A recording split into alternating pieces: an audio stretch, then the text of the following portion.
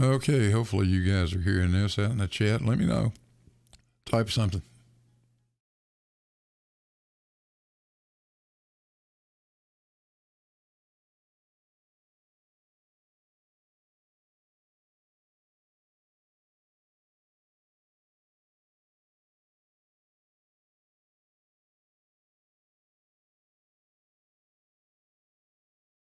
All righty, loud and clear. You hear the nice piano music too? I'm trying something. I'm just playing around with stuff tonight to see how it might sound. Hello, Charlie, Dog Walker. Alfred Toro, Earth is Light. Robert Ann said, Mark, hey man, there's a lot of people out there. Ace Fox, what's going on, Loki Fish? I won't try to catch everybody, but let me see what I can do about this music here.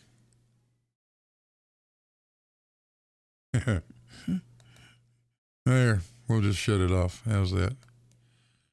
And a good evening to everybody. Glad to see you guys. This is going to be fun. We're going to have ourselves a good time. First of all, before I go any further, let me check. Hey, Josh, are you with me? Yep, I'm here, Harry.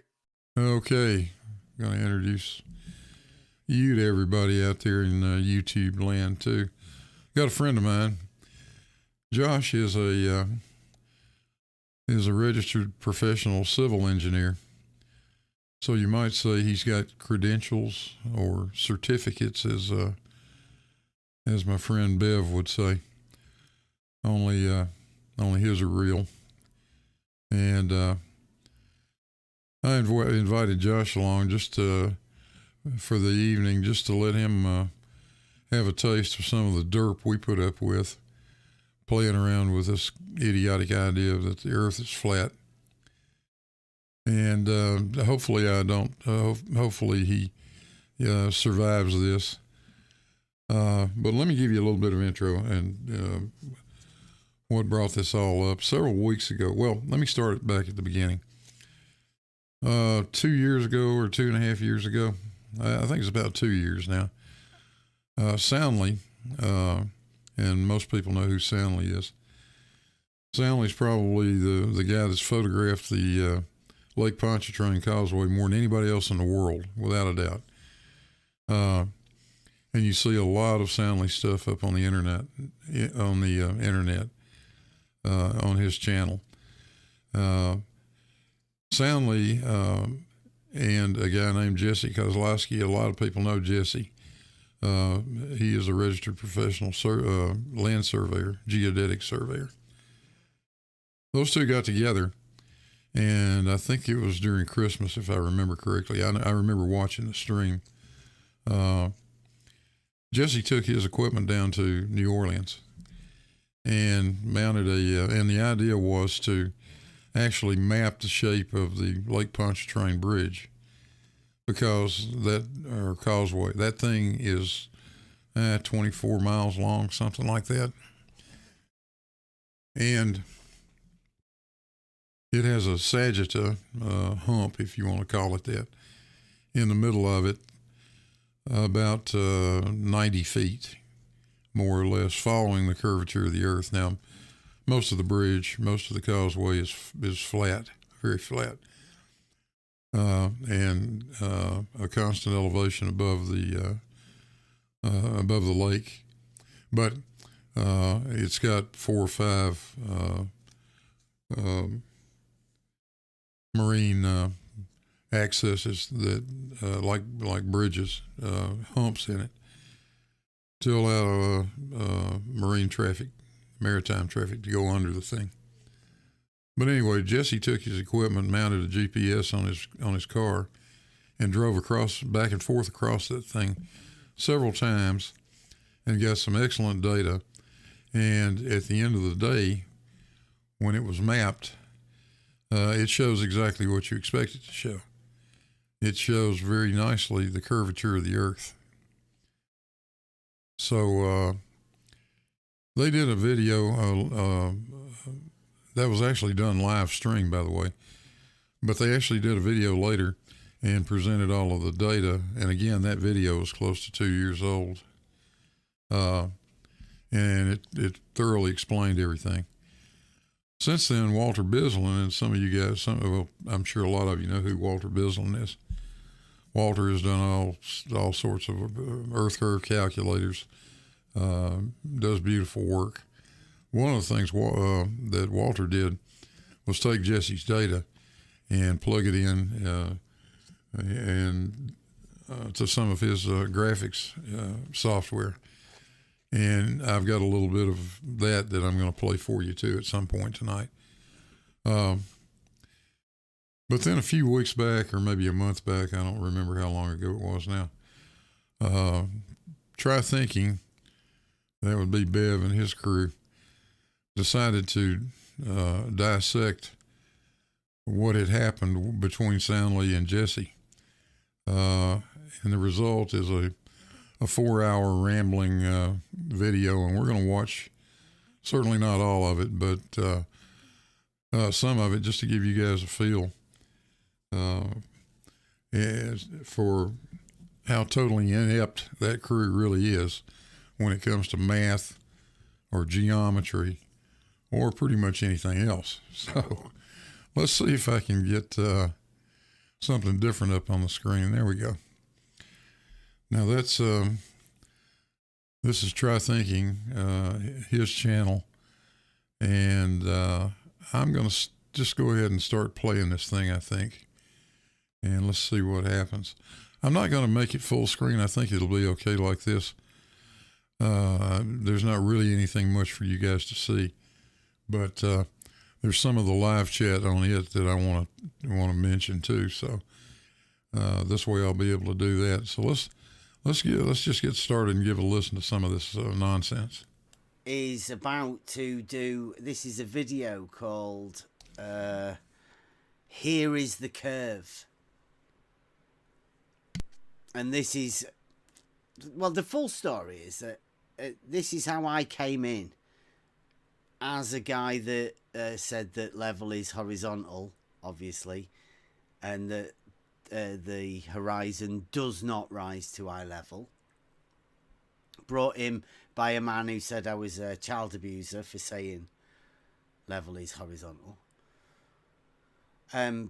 Obviously having a bit of training within the industry and knowing a bit about surveying and knowing that level is horizontal, I immediately tried to go and find the top people within this, call it community, but I mean, you're just trying to check with yourself and make sure that level is horizontal, and then you find that there are people who don't seem to go along with the same thing that you do. And this is one of the examples of, I call it wizardry, that's occurred within the community. Now this, well, actually, the reason they don't go along with it is because it isn't true. Level and horizontal are not the same things. Certainly not in the mind of any land surveyor that I've ever met or know of. Does that sound consistent with your thoughts on this, Josh? Yeah, pretty much that statement disqualifies him from knowing anything about surveying. That's what I thought too the first time I heard him say it. We all know, we know what the truth is. We know the earth is curved, and we know that level follows the curvature. Horizontal does not. That's got another meaning altogether. That's essentially talking about what you could think of as a tangent to the ellipsoid. It is a straight line. A level line is not straight. It curves. So let's go back and hear what else he's got to say. Like I say, this is a video. We're going to go through it. Anybody, if you spot anything that seems a little bit weird, let me know. Because I'll let it go for a little bit longer, but I'll have to point out if nobody else spots it. But it's a good one for me to see whether anybody else notices exactly what they're doing here. If anybody else wants to come in and take part in this, jump into the next level Discord server. You'll be pulled into this room that we're in. Hold your mic control and then we'll go. Everybody all right with that? We're ready to go? Let's do it. Okie dokie. So I'll let Soundly explain what's going on.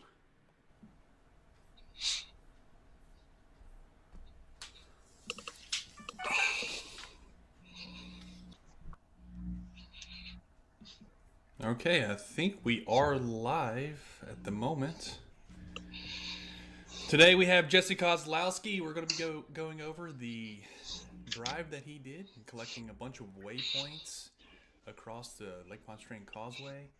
If you are a new subscriber, which I have a bunch, this channel does take a lot of photography dealing with showing the curvature of the Earth. And I interview people on a regular basis. Today's not really an interview. Today is more of a recap of a project that me and Jesse were involved in. There were some other guys as well, Mike, the Globetard, and James, Dandy Panty. He was also there. And so we are going to be going over Jesse's results. So Is that Mikey? That's his. It's like somebody's eating or something in the background. It's not us, is it? No, it's not us. Wow. It's on the recording. Yeah, I thought God's was... Yeah. It's jerk. Yeah, this is bad. I don't know how this happened. I've never heard it before. So, as I have a new corkboard, and I'm adding items to my corkboard as I interview people, I'll go ahead and consider this an interview, Jesse, and throw your item up there. Beautiful picture of Little Tensas Bayou. Really appreciate that. It was Jesse And, making Jesse? weird noises in the background. Wow, yeah, that's heavy breathing and all sorts. Look how many globe things he's got, Jesse. I mean, this keen, isn't he? Globe picture and a big, massive thing on the wall. Committed. Oh, shut up. Thanks for joining me, man. Absolutely. Good to be on your channel, Soundly. Actually, I guess I can call you Lance now. Yeah, you can call me Lance or Sally, either way. Just Soundly comes natural. That's how I've always known you. So That's fine. I figured it's about time we show some of the results. I'm looking forward to this, man. It's so collecting the data was easy. The harder part is putting it into a presentation and to a visual form. And I just got an email from Walter Bislin 4 minutes before we went live. And he's really made, I'm going to turn off my phone. It's, I've got the YouTube going on the phone. Okay. So he's made a lot of enhancements to his blog, and especially using this data. So I'll be showing that at the end. Yeah, I've actually been putting off showing people this this new tool that he's provided because you wanted to show it today for the first time. Yeah. So I'm really happy to kind of get it out there so that other people can start taking advantage of it, because he did make a general tool which lets people upload their own data. So this is going to be very interesting. Yeah. So I've got a presentation put together. I guess It doesn't sound very keen there. I don't think he's... It didn't sound... he's just been given... Remember, he's just been given a new thing from Walter Bislin 4 minutes before this live stream. We'll get back to that in quite a bit, but... let's see. Do I need to share my screen, or you're already seeing my screen? Let me know. If anybody doesn't know who Jesse Kozlowski is, Jesse Kozlowski is the top surveyor for the globe model, let's say. When I went looking for everybody, I tried to talk to everybody who was a surveyor, knowing a bit about surveying, to have conversations, and Jesse Kozlowski is the top man.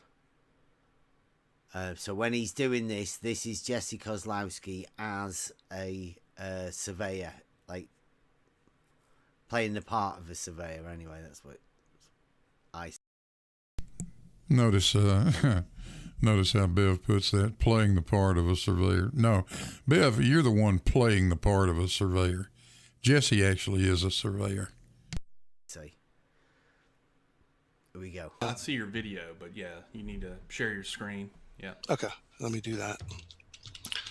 And I just as a side note here, I think that we were able to get a good audio setup here. If that's not the case, please let me know in the chat. I will check that out. Yeah, let us know. We had different volume settings. I was loud and you were kind of soft. Yeah, I think it's good now, but Right. I mean, based on looking at it, the Okay. feed, it looks good. Okay. Well, look, I'll get this thing started. It's really the first presentation that I'm calling the GNSS survey of the Lake Pontchartrain Causeway, and there's going to be a bit of a tutorial on the spatial reference system that GPS and GNSS operates within. And I've already done a little bit of this, but I'm going to pare it down and go through some of it again. This whole thing about the ECEF coordinate system, the Earth-centered, Earth-fixed Cartesian coordinate system. So. And I'm going to stop Jesse right there for a second because I know that was hard. That's going to be hard for you guys to see. So hang on a second. Let me pull something up here, and hopefully that'll show. For anybody that's not familiar with this, GPS and GNSS both use something we call a Earth-centered, Earth-fixed coordinate system. And basically, what that boils down to is it is an XYZ coordinate, Cartesian coordinate, that has its origin at the center of the ellipsoid.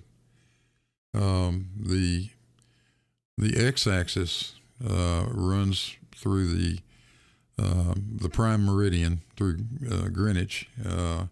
At the equator, though, it runs through the prime meridian and 180 degrees longitude.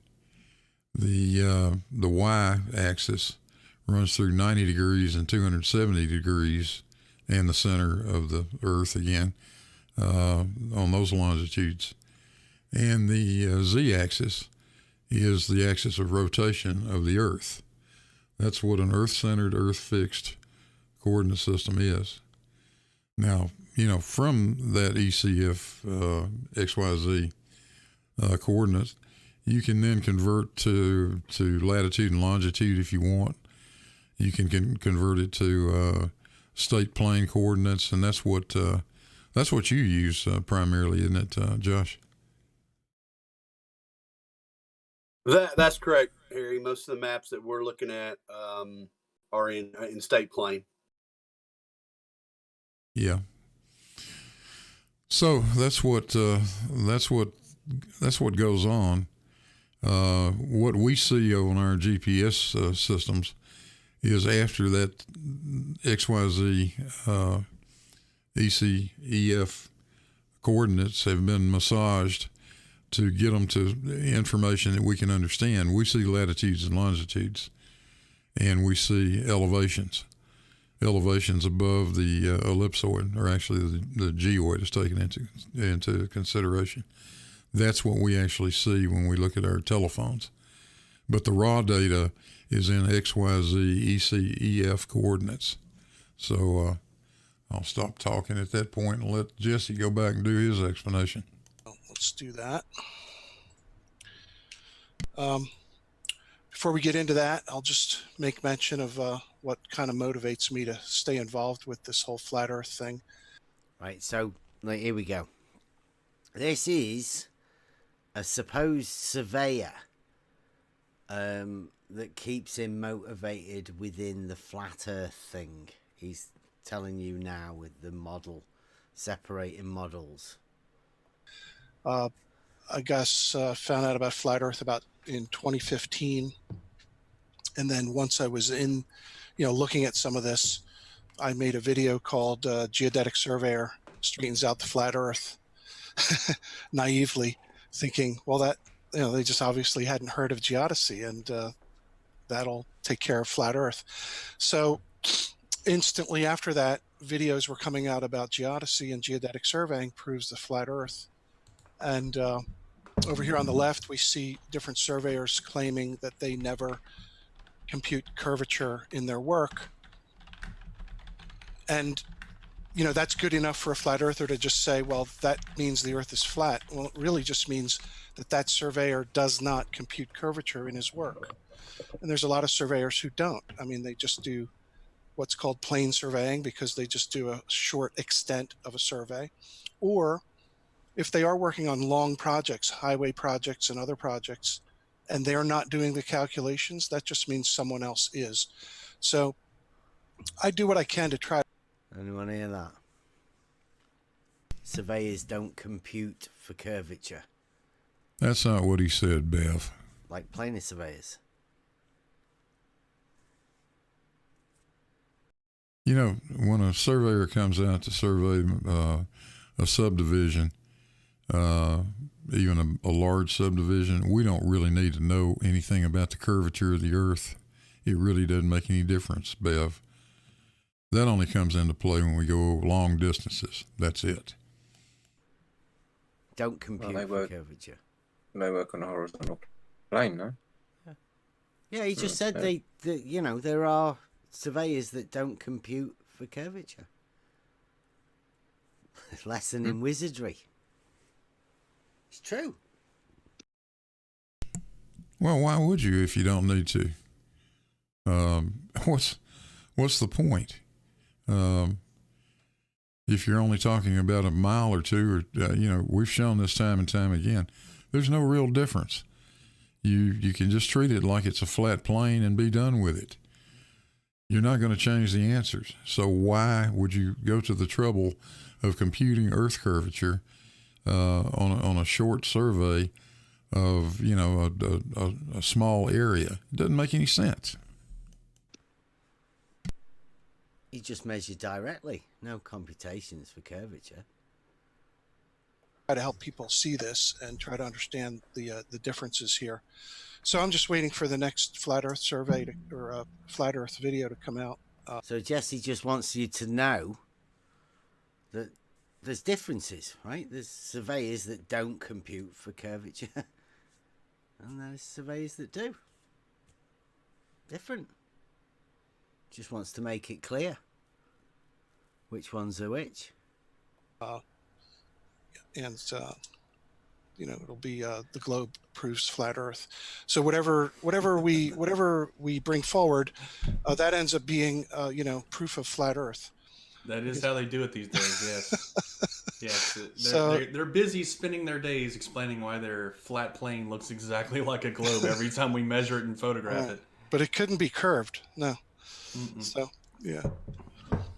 So people know that I've tried my best to engage with Chris Van the Tree. Had some live hangouts with him early on, like a year ago, and then I tried again later. Did you hear Jesse say it couldn't be a globe? No. Oh, you dishonest little prick. Before I get to that part of it, Larry Scott in the chat makes a very good point. Let me read this. Plane surveying is XY component only. Elevation is still absolutely relative to the geoid, and curvature is never ignored in elevation. That's exactly right. So you got anything to add to that, Josh?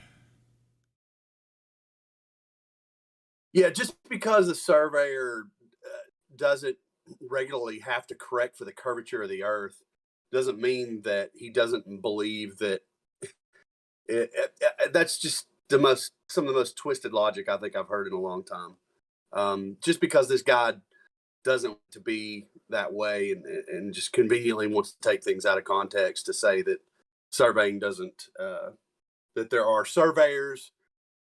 Basically, he's trying to say there are surveyors that don't believe in the curvature of the Earth, which I don't know. Point A to point B doesn't add up right there. That's just preposterous. But all right, let's listen to some more of this crap. Back it up a bit. Surveying because they just do a short extent of a survey, or if they are working on long projects, highway projects and other projects, and they're not doing the calculations, that just means someone else is. So Yeah, I do what I can to doing try to help people calculations. see this and try to understand the differences here. So I'm just waiting for the next flat Earth survey or a flat Earth video to come out, and it'll be the globe proves flat Earth. So whatever we bring forward, that ends up being proof of flat Earth. That is how they do it these days. Yes, yes. So- They're busy spending their days explaining why their flat plane looks exactly like a globe every time we measure it and photograph it. But it couldn't be curved. No. Notice how Bill tries to twist this to say Jesse said the Earth isn't curved.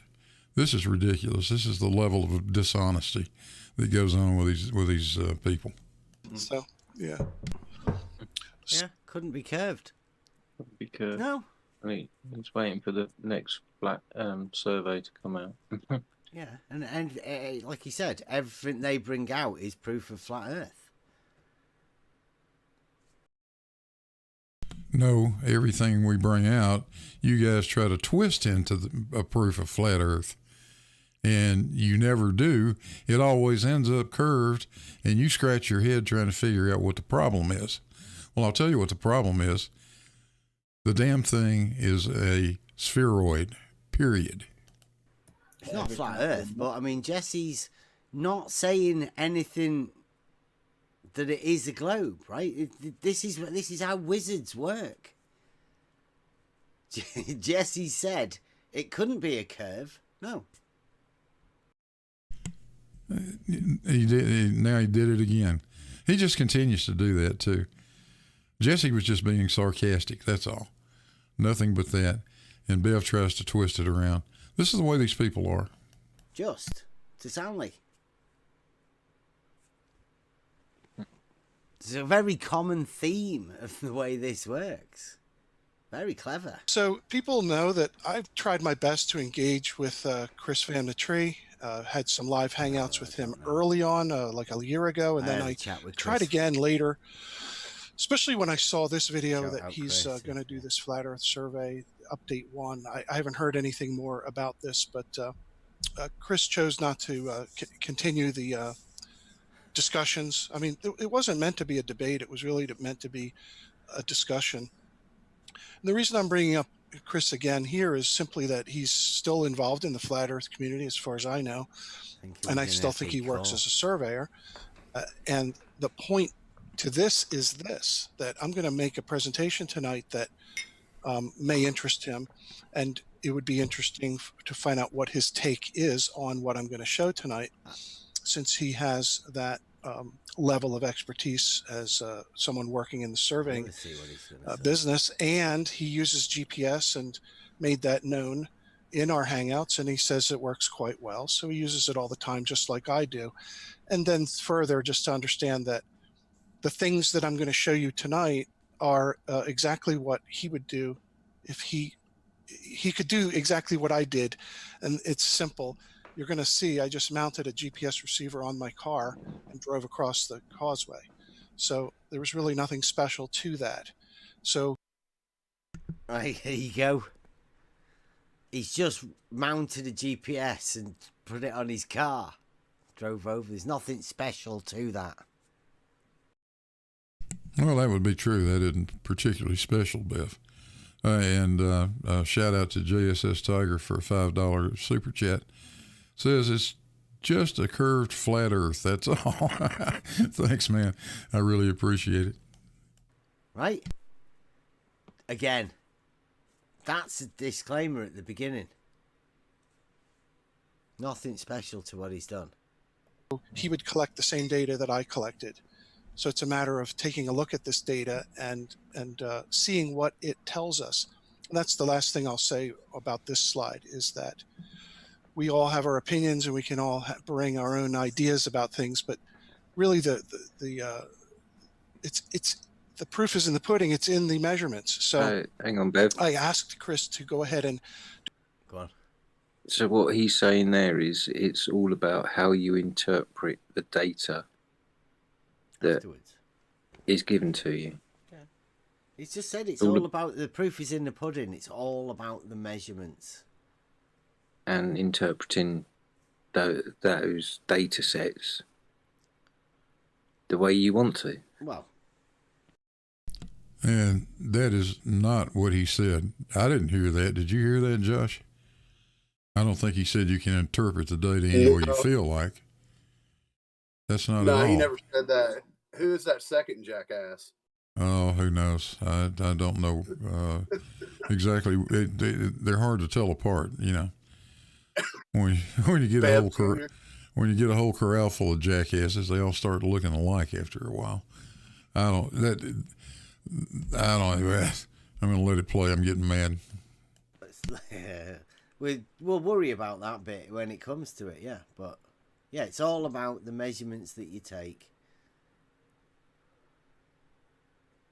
And he's, do you want us to go back over it? I'm good. Yeah. Please don't. do a very simple test. I think flat earthers who are looking up to him or looking at him as someone to give credence or credibility to flat earth just should ask him, you know, like, yeah, what would happen if you did that test? What would happen if you measured 1,000 feet? It wouldn't even take you a half an hour to do it. And the fact is that that all the GPS that he's doing is the same as what I'm going to show tonight. And the reason I'm going into this in some detail is because a lot of flat earthers are looking at what we did here at Lake Pontchartrain. So try to understand the importance of this. So there's no hocus pocus to this data. And we'll get into this a little bit more. There's no hocus pocus to the data at all. So in a nutshell, the system that GNSS operates in, or is referenced to, is a three-dimensional Cartesian coordinate system. It's a rectangular coordinate system, and any point P can be described as having coordinates X, Y, and Z. And that's right, X, Y, and Z, fixed coordinate system. Otherwise, you wouldn't be able to have a point P within the coordinate system. Hope everybody's listening. Z, Y, and X. There's your three coordinates, all perpendicular. And Bev has now told you everything he knows and understands about a coordinate system. Trust me. Three-dimensional coordinate system. that's how it works. It isn't latitude and longitude. It's not elevations. It's Cartesian coordinates, X, Y, and Z. You hear that? That's how it works. Not lat and long. None of that. Just. And this wasn't a flat earther saying it. Says Keep it at that the in mind. beginning. Yeah. This is Jesse Kozlowski saying this. Wizardry. Now, once you have those coordinates, you can do things with them, such as convert them to latitude and longitude and ellipsoid height. Keep in mind, this is You can convert them. Not once you measure. have those. No, you just convert them. Yeah. Convert, yeah. Can you believe this, Josh? These guys act like they've never heard of this before. I don't know how many gazillion times I had to convert from rectangular to polar and back to rectangular again, doing double E problems and things like that. They act like there's something abnormal here. Of course you can convert coordinate systems from one to another. We wouldn't be able to do anything if we couldn't do that.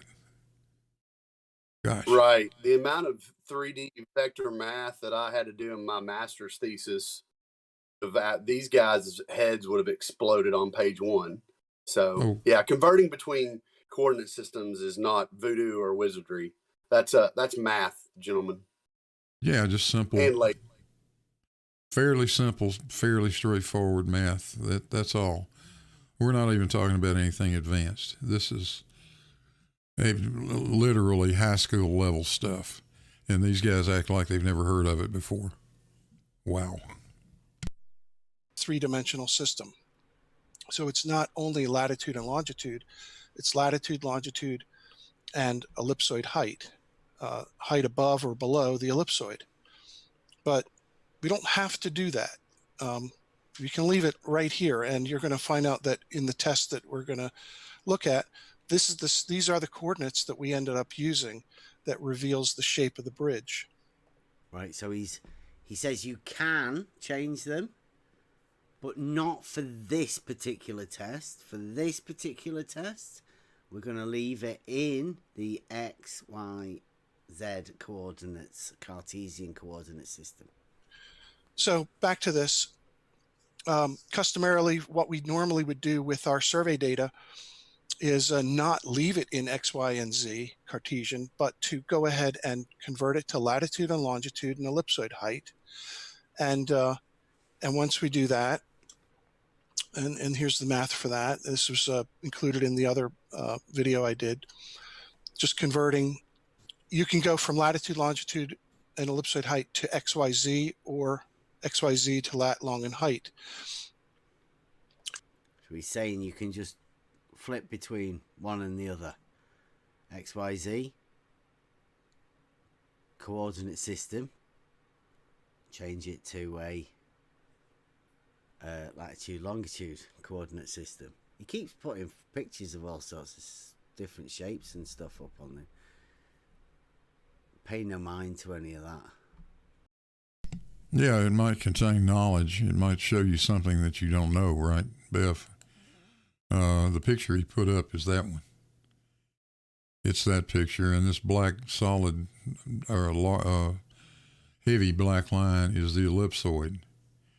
The blue line down here is the actual geoid. The surface of the Earth is the combination of all this stuff. And that's the green line up here at the top. That's what it shows, Bev, but I guess it was probably too much to ask that you actually pay attention and try to learn anything. Wizardry. And once you do that, you're able to develop elevations. Okay, so you're going to take the heights that are referenced to the ellipsoid, and you're going to apply a geoid model to arrive at elevations. And that is what we normally would be doing in day-to-day survey work. And it would look like this after you've converted to latitude and longitude. Fantastic. Sorry, there's a lot of noise, but yeah, he can't just do that. Plain coordinate system. Look. It's just a picture. It's got Trimble on it. The Trimble's the make of the thing. I do believe Jesse was a sales rep or something to do with Trimble. Plain coordinate system. Yeah. Nice. Yeah, and he says you have to convert it to lat, long, and elliptical height to deal with elevation. Yeah. What is he talking about? Yeah, he's just making that up. Oh, good grief. I don't believe what I just heard. How about you, Josh? This guy says he's a surveyor and he doesn't know what Trimble is? Wow. Holy Christ, man. This guy's an idiot. Yeah, that was kind of my assessment too. But these guys cannot, they have no idea right now what Jesse's talking about. If you leave that data in raw format, I think it comes out in meters, right? So you're going to end up with X's, Y's, and Z's that have numbers like 6 million meters or something like that. You know, because you're roughly little, well, 6 or 7 6 or 7,000 kilometers away from the center of the Earth. that sort of information is useless to a normal person. What would we do with that? I mean, it's a point in space with these XYZ coordinates. We need to, if we're going to use it in a practical sense on a day-to-day basis, we need to know where that puts us on the Earth. We need latitude and longitude, and we need the height above some datum, typically sea level. That's what it's based around. That's what the ellipsoid is. So I can't believe that these guys can't figure this out. But that's a point to keep in mind too. If you simply used the elevation data that's been processed now to compute the height above the ellipsoid, that bridge across Lake Pontchartrain is going to look like what it is. It's going to look level. You're not going to see a curve. The curve is already built in to the ellipsoid to begin with. That's the reason why Jesse says, I'm going to leave this data in raw form, because the ellipsoid hadn't been subtracted from it yet. Now you can see the curvature. Does that make sense? Yep. All right, let's listen to some more derp. You get an established datum and then you use the tools to do the, Yeah. He's all converting it. He's converting it from one to the other, and he's saying what you don't normally do, right? And he says he's not going to do this. He's leaving it in the one thing. So this bit that he's doing now won't actually be happening with the data he's giving to Walter. What he's doing here is doing it like a trick, a salesman trick, to tell you what they imagine. You can imagine something else happens at some other point, but not this time. You're going to planarize that, because ideally you want to be working in a very simple system, simple trig, simple geometry, X, Y coordinates. And, Yeah, and it's handy that you're using an XYZ coordinate system to do that. And so you don't really need to convert it into this, because it's already in this to start off with. That's one of the more idiotic statements that he makes. Now he somehow or the other thinks X, Y, and Z in a state plane coordinate system is the same as the EC, EF coordinates. I can't believe this guy. Just a smoke and mirrors trick that he's just done. Yeah, he has taken a non-developable surface and just flattened it out also in the picture anyway. Well, no, it was never a non-developable surface. He said it was XYZ coordinates. Yeah. I meant the picture specifically. Yeah. The pictures is where the trick's done. He planarized it, It was from the XY coordinate system. He did some sort of conversions and all of that, and now he's ended up with an XY plane. Biv, I've heard this quote attributed to a lot of different, several different people, Samuel Clements being one of them, but it goes something like this: sometimes you're better to remain silent and appear ignorant than to open your mouth and remove all doubt. You just opened your mouth. Like genius, absolute genius. How people never actually notice this. nobody really works with latitudes and longitudes when they're doing house stakeouts or construction stakeout or property surveys. We're generally planarizing a small portion of the earth, which could be a whole state or a county or... Hear that? Doing that again? Planarizing. Planarizing a small... We're generally planarizing a small portion of the earth, which could be a whole state or a county or even a little neighborhood. Or like for the UK. A whole state. The UK. A plane. Yeah. Yeah. Yeah, that's just, you know, small, my neighborhood, a country. I wonder if this guy knows how small Delaware or Rhode Island is.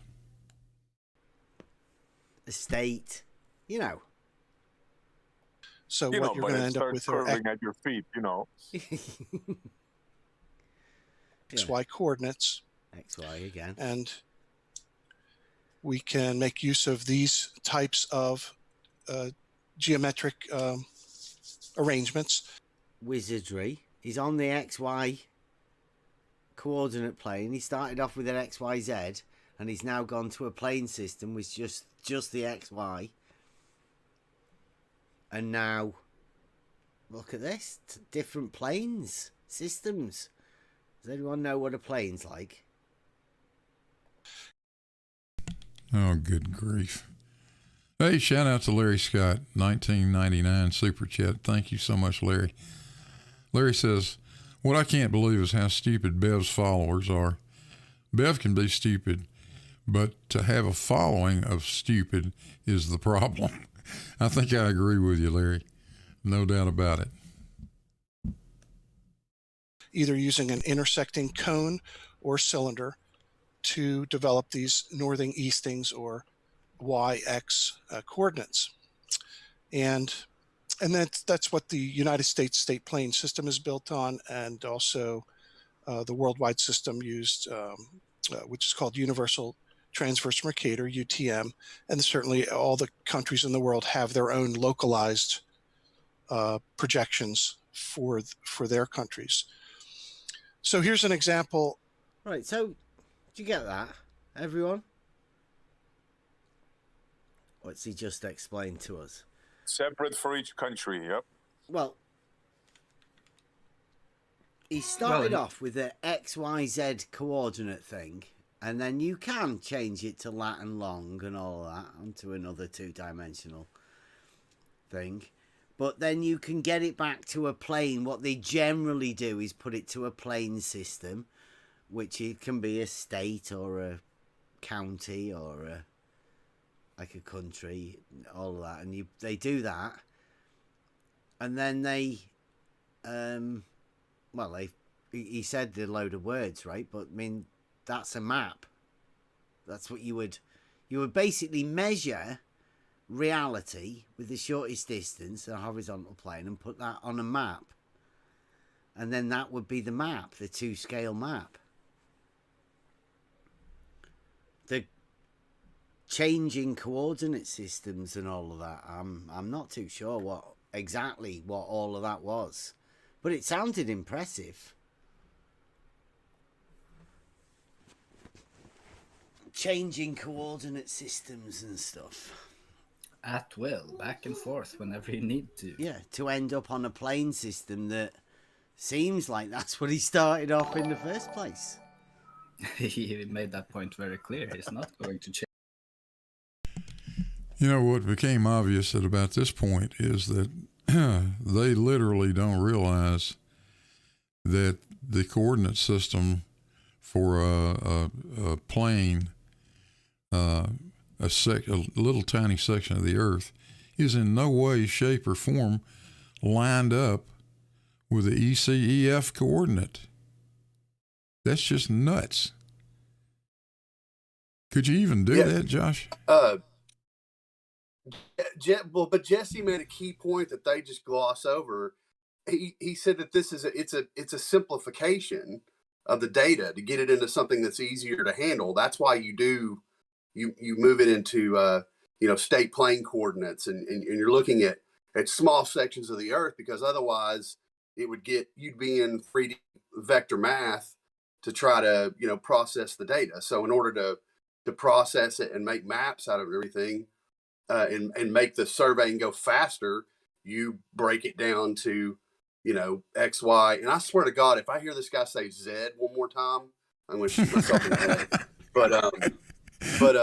But yeah, these guys are just they keep harping on converting. There's really only he's not they're just bastardizing what Jesse's trying to explain. Basically, I wish we could just watch Jesse's video without these ass clowns. It is a good video, and I'll leave a link for it too in the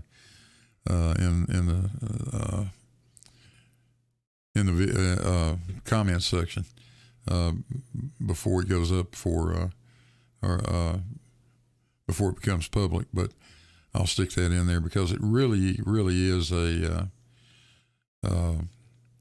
excellent video if you listen to it uninterrupted without these asshats jumping in every 5 seconds to say something totally stupid. But this is incredible to me. I mean, what is the big deal with converting from one coordinate system to another? I mean, we do that all the time. It's a normal thing to do. And it's not like you've invalidated or changed. It's not like you've changed the position of anything. Nothing. The corner of the corner of my house is sitting at a point in space that can be defined a lot of different ways.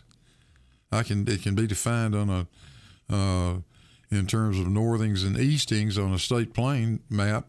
It can be defined in 3-dimensional space in an XYZ coordinate system like ECEF.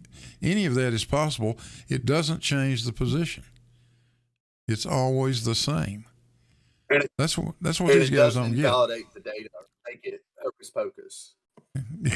Yeah, it does invalidate the hocus pocus part of it. That's right. Hey, shout out to Stringer News 1, $5 super chat.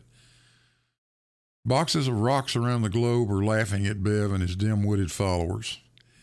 I must agree with that, sir.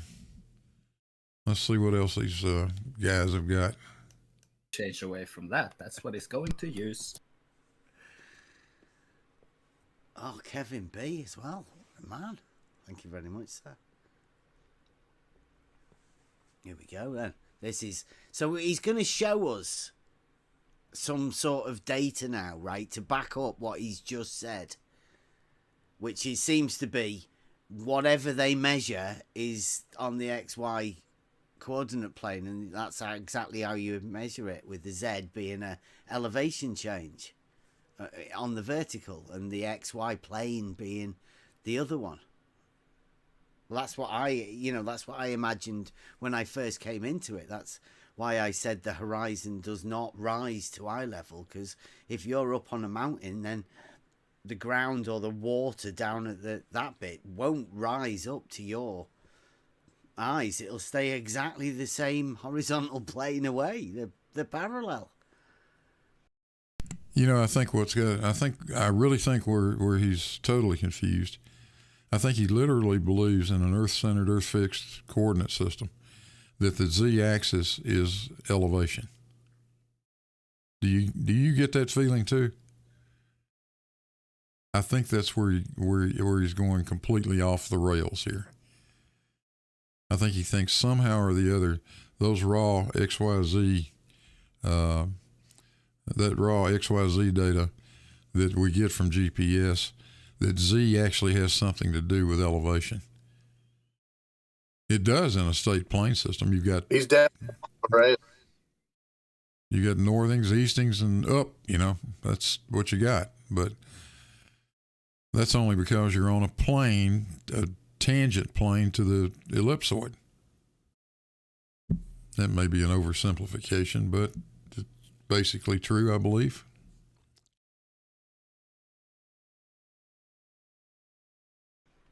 Just coming from reality. So Jesse's going to explain now how this coordinate change flip thing that eventually they think happens. Just showing you this data that was collected on the causeway. This is in Louisiana, South Zone, state plane coordinates on the North American datum of 1983, adjustment 2011. And here we have the northing and eastings, and here are the elevations. And you're going to find out that this causeway is very level. They built the thing to be level, except for the marine spans and the humps where, you know, boats go underneath of. Otherwise, this thing is level. You're going to see that. What do you think he means by level? Level. Yeah, what do you think he means Ooh. by level? Well, I know what he means, Yeah. but you know. Well, wait, no. See, I this don't is you're talking about wizardry afoot here now. Literal wizardry. I mean, he said nothing different. He has said like truthful things, Jesse. I'll say I don't know who this guy is. When he uses the word level, Yeah. level is a straight horizontal line to me. Yeah. Oh, good. Let's sort that out right away. Level is not a straight horizontal line. Let's see. Let's take a look at that. This is what Jesse did. He took a point over here on the left-hand side of the screen. He took a point at the start of that causeway, and he took an end point over on the right-hand end of the screen, that yellow dot, and he drew the chord line between those 2 points. The ellipsoid is this green line that my cursor's tracing right now, right? And the causeway is this dotted red line up here. Now that green chord line is what you could call a horizontal if you wanted to.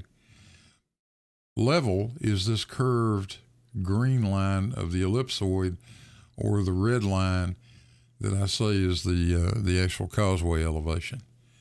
And the difference between those two is your GPS elevation. That's what GPS would be telling you.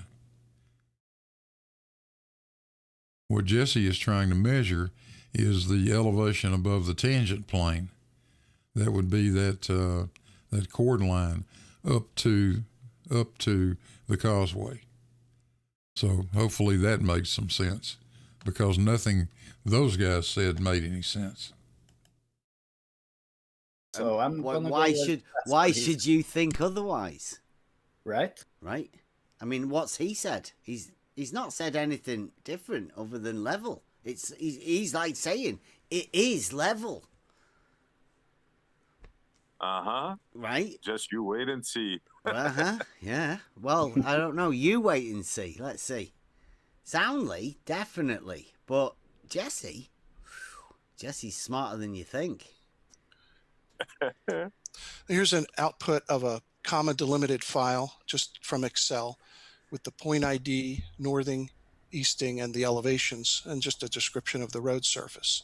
The northings and the eastings, what they are, as you'd imagine, north south and east and west are perpendicular, pretty much like X and Y on the plane, one being forwards and backwards and the other one being strafe left and right on a plane, and then the other one being the elevations, which would be the Z coordinate, the elevation height on that. So with when you hear northings, eastings and elevation, you can just substitute X, Y, and Z, Cartesian coordinate system. So again, exactly like he said at the beginning, and exactly like he said the data that he could transform, but he's not going to for this thing. Oh my God. And that's exactly what he's done. He's got that totally confused. He thinks the ECEF coordinates, the Z-axis is elevation. That's hard for me to fathom, but that's literally what he believes. And shout out to the Geist View for a $5 super chat. Thank you. Bev literally thinks that there can only be two tangents on a sphere, the top and the bottom. If Bev thinks the Earth is level, then what is it level to? That's a good question. I got no clue. What do you think, Josh? Yeah, that's always been a mind boggler for me. What are they? What is their magical system in reference to? I don't hear them trying to explain their system. So there you go. Yeah, it's because they don't have one. Almost every sentence, right? Yeah, just about everything they say starts out with "we don't know," and if they would stop right there, they're correct. but they continue usually, unfortunately. We don't know what the earth is. We don't know what the sun is. We don't know what the stars are. We just don't know. Must be terrible to go through life like that. Right, so the northings and the eastings are on the plane, and the elevations are what you're talking about here, right? On the z-axis, the vertical. And you can see these points are approximately collected about every 10 meters or so. And you can see how level they are. And this is in meters. So we would take these types, normally, what we would normally do in surveying is to take these coordinates and put them on a map. Here's a USGS 7.5 minute topographic quadrangle map. Here's Mandeville. And the coordinates on the side are latitude and longitude, but also UTM and also Louisiana state plane coordinates. They are here too. And what I've done here is state plane coordinates, same thing. You get the idea that that's the plane that they're planarized earlier on. Is just taken that topographic map into my global mapper program and plotted the points collected as northing easting values on this map. So that's your normal use of GPS and surveying, is to create a map for some purpose, whether it's for design, for engineering design, or a property survey or something like that. This is how we would normally proceed. Right. Everyone okay with that? You get the northings and the eastings, or the X and the Y plane, and you would plot all of those things on a map, just like he has done there, topographic map. And that's what you would do, right? That's the use of surveying. That's exactly what you would do. Everyone fine? Mm-hmm. And here's another map of the same area, and this one is in UTM coordinates. So that is the normal way of doing business day to day as a surveyor. What we're going to do here is not planarize these, but leave them as X, Y, Z coordinates. Smart, hey? Trick? What? Yeah. Whoop. Pretend there's a difference. Like, right? The trick's done, right there. Because, like, who are you to know? I mean, who's soundly to know? Like, What trick is he talking about? This is astounding. It will, as we said earlier, it's going to do you absolutely no good to leave this thing in terms of latitude, longitude, or to go ahead and convert it, I should say, to latitude, longitude, and an elevation. That's exactly what we're trying to show, is the curvature of the earth. If you've already taken that into account, you're not going to see it. And that's what GPS does. I can't believe these guys have this much trouble understanding something this simple. And guys, for you again for another $5 super chat. Bev does not think north is up on a sphere. If you pour water on a plate in Florida, the water will run off to the south. South is down to him. Yeah, I think that's about right. I have to agree. I believe that's the way these guys think. Man. is there a difference? I mean, who knows? I would say there may not be, but I mean, somebody will say. Who knows? Everybody with an education knows, Bev. Anybody that went to school and studied anything at all knows what's going on. Jesus. They'll find some way of making a difference, right? Here we go. And so we're going to basically be just dealing with the actual vectors themselves rather than projecting it to the ellipsoid or to the ground. We're going to be staying right in this Cartesian system. Right, so which is the bit that he said he wasn't going to change it. We're Yeah. not going to be moving it to the, anyway. Rather confusing. And here's what those coordinates look like. So we have the point ID, and we have the Earth centered, Earth fixed X value, the Y value, and the Z. And is this coming across okay? Can you see it on the screen pretty good? Soundly? You there? Yeah. Yeah. Okay, good. Now what I also did is I added the column E, and I put the elevations there. The elevations have nothing to do with these XYZ coordinates. I just wanted them to be there as part of the display, so that when I create my graphic visuals, you'll be able to see what the elevation is of point SB. SB stands for southbound, point 42. That will be displayed. Also here, this... Right, so why do you think he had to add in an elevation?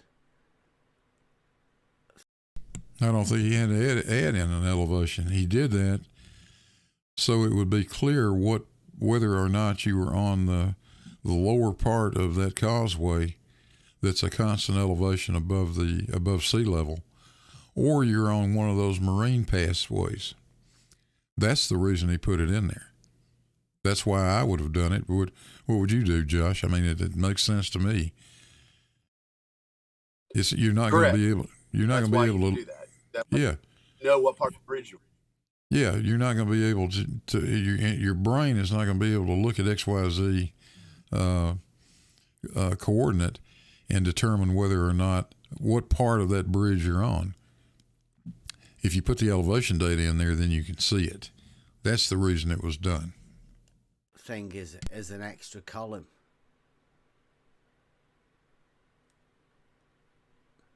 That like as though he did that in especially.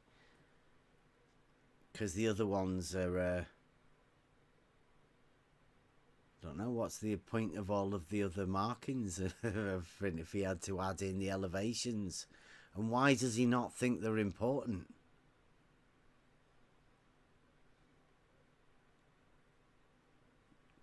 It's interesting, isn't it? There'd be like loads of questions. Jesse, if you're listening.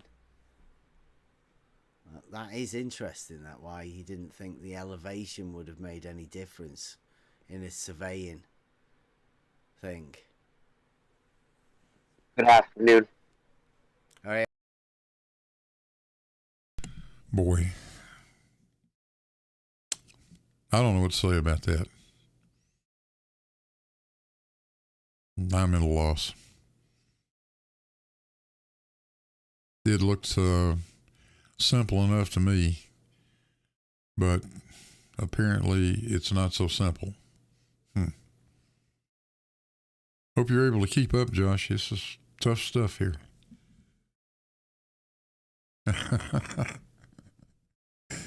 Yeah. Yeah. Isn't that the truth? My God. Hey, Rob.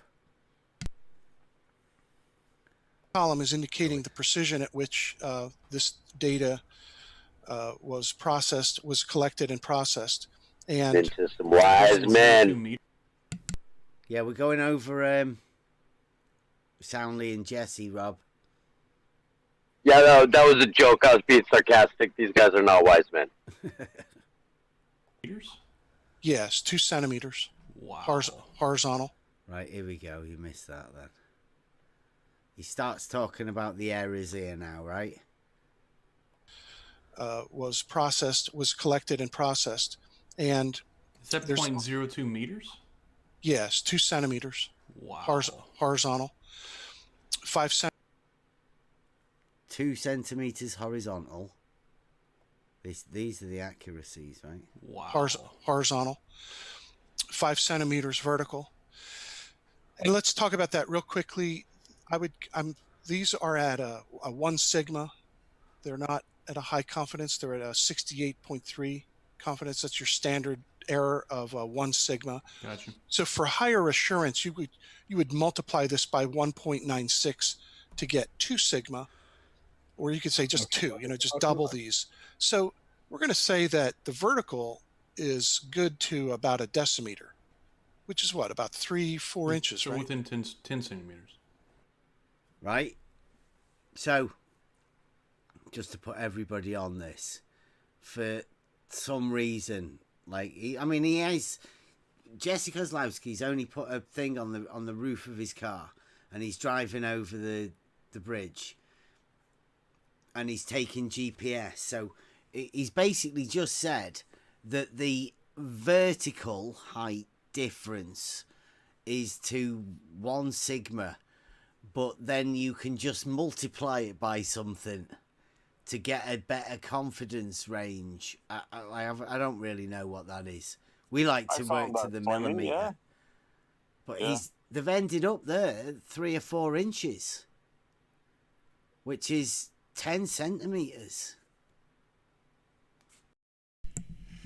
You believe what you just heard, Josh? This guy does not know what a standard deviation is. He doesn't. He can't grasp the idea that going from 1 standard deviation to 2 standard deviations goes from 68% confident to 95% thereabouts. I'm astounded. And this guy claims he's got a surveying credential. Huh. This guy would definitely flunk a basic statistics class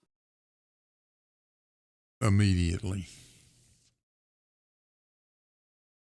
Wow. So He said a vertical accuracy of 5 centimeters, I believe, no? yeah, but then they times it by 2 to get 10 centimeters. Okay, yeah. Right. For an extra confidence range or something. So that is, that's 10 centimeters on the vertical. So this is a guy that's basically telling you when he's got a GPS unit and he's running it across the bridge, every one of the points that he makes, when it says every 10 meters or whatever, is within a confidence range of 10 centimeters.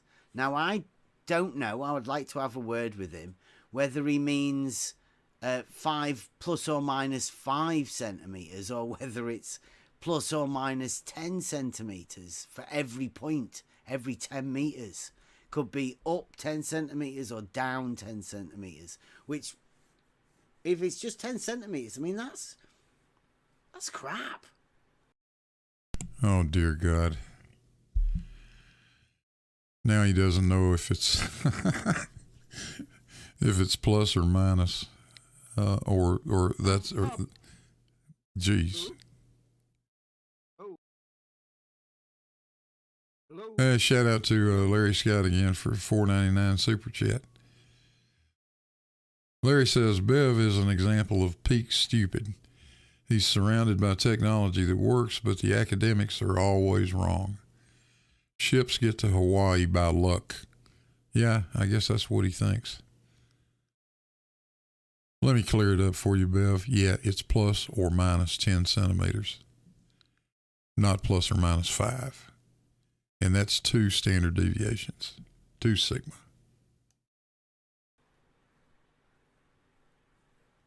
That's crap. When we deal with the auto level, we're trying to keep to the millimeter, because that's what we need to be able to do. We went with the water level when we did our test, because it's the most accurate. You can get to the millimeter. So this, to be saying that the accuracy on the vertical is within 10 centimeters, well, a little alarm bell should be going. But I mean, he is just driving across a bridge in his car. When all with a said and done. GPS on the roof. Yeah, you get to see that in a bit, I think. Yeah, That's fine. Yeah, I mean, So that's it's what- still so it's- really good. Yeah, it's like really four good. 4 inches or something, right? Right. And I mean, I'm just doubling it up just for to be conservative about it. Right. You know, Right. so Like right, you know, like right. No. Doubling it. Isn't that a little self-contradicting right there? Yeah, he's double it to be conservative. Because like I'm not really that confident, so let's just double it to say how unconfident I am of how bad it is. Yeah. I mean, like let's say to be on the safe side, let's just say plus or minus a meter. You know, when you're looking for a 90-foot hump in the middle of this thing, to put it very crudely, what difference does 4 inches make? And the answer to that is none. And shout out to Eric Hare for a $5 super chat. Hard to listen to something this pathetic, but I do appreciate you staying on top of these horribly damaged people. Bless you. Thank you, Eric. I appreciate that. Yeah, this is, and it doesn't get better. I got to warn you. It doesn't get better. It just gets worse. You know, it Harry? won't matter at the end. And it really doesn't. But 10 centimeters is crap. Anybody listening? You know, and you'll see them rise up and down as you look through the file. So basically, there's the file that we're going to be using for the graphics here. Now, here's an example of just surveying something. Right, now. All right, can we pause? Can I jump in and say something real quick? Shite mic. It's Rob with the shite mic. Yeah. Yeah. Okay, so I'll come back with a different mic. Okay. Unless you can hear me. Can you still hear me? I can hear you, yeah. Okay. These are supposed to be the intellectuals, the surveyors, the guys that measured Earth curve. With 10 centimeters up and down error. These guys are high, man. Yeah. Yep. That's what he's just said to Soundly, and Soundly says that's still good. Because Soundly knows a lot about it. So Jesse's just sat there and told him that, you know, let's say, we could say 5 centimeters, but to be conservative, let's double it. Soundly's gone, oh yeah, that's good. It's good. Now Jesse's going to tell us about what he's done. But, I mean, if you've noticed here, he's got research flat Earth. Jesse, this is. I'd say this is a bit similar to another guy that's doing a similar sort of thing at the minute. He's just wandered into another place and he's researched flat Earth on a thing. So Jesse's got away with putting that right in front of Soundly. And what's he going to say? You take this billboard, and if we were to survey the corners of these letters, we'd be able to draw lines between those. And if we surveyed the corners of the billboard, we'd be able to determine the shape of that billboard. And this would have nothing to do with whether I'm straight onto it or skewed to it. You know, what I'm getting at here is this whole idea about perspective does not affect the actual physical location of where these corners are. Very important. Hear what he just said? You could survey it. You could do all of that. And perspective will not affect the positions of anything. So looking at it from a different angle won't change the actual positions of anything. Wow. That's SE Montreal saying wow. Yeah, believe it or not, fellas, that billboard's position is fixed with respect to the center of the earth, and it's not going to move no matter what you do to it. Hello. Hey, Blue, can you hear me? Yeah, you're kind of low, George. Hang on a second. Well, it's hard for me to get to. It's hard for me to get over there to do anything about it. Hang on. Let's see.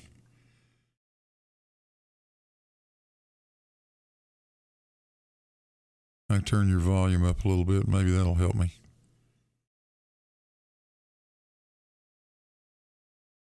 Okay. So now let me get back where I can see what I'm doing here. Yeah, try it again, George.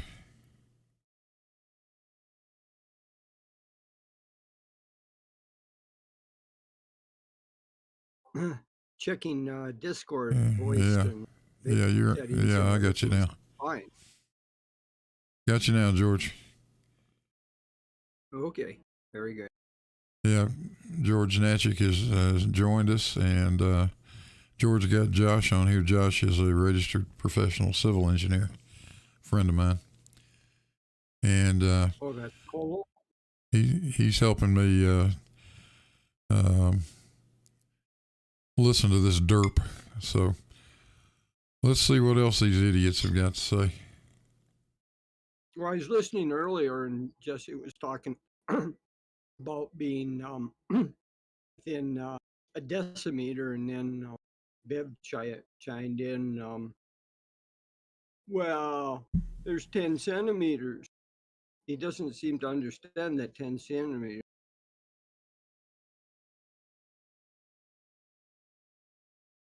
You cut out on the end of it, George. Pardon? You cut out on the very end of what you said there. Oh, I mean, Bev seems to be afflicted with Nathan Oakley conversion syndrome. He didn't seem to understand that decimeter is 10 centimeters. Yeah. Which are not being connected to a base station or a VRS or something. That's pretty good accuracy. You can get it down to one centimeter. And to answer Bev's question about whether it's plus minus 5 or plus 10, I believe Jesse said it's a range 10 centimeters from low to high, what a range means, plus 5. Is that what he said? I thought he meant the standard deviation was 10 centimeters. No, I may have misheard it. Well, I don't know if he meant range in terms of,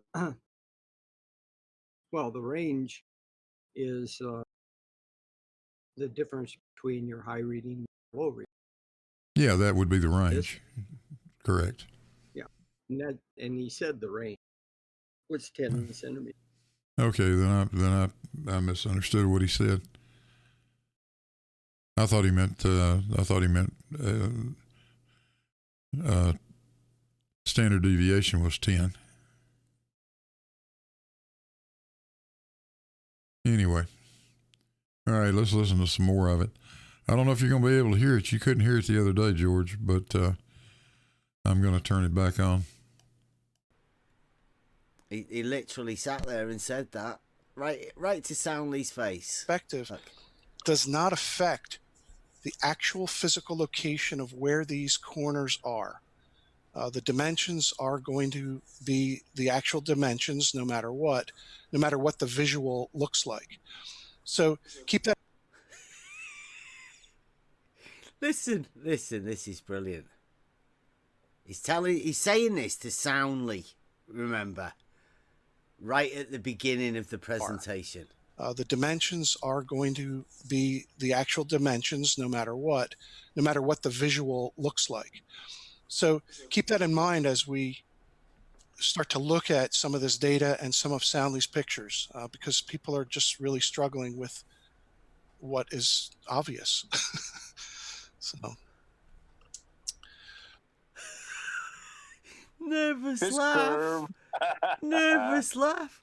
People are struggling with what's obvious after just telling people that the actual positions don't change no matter how you look at it.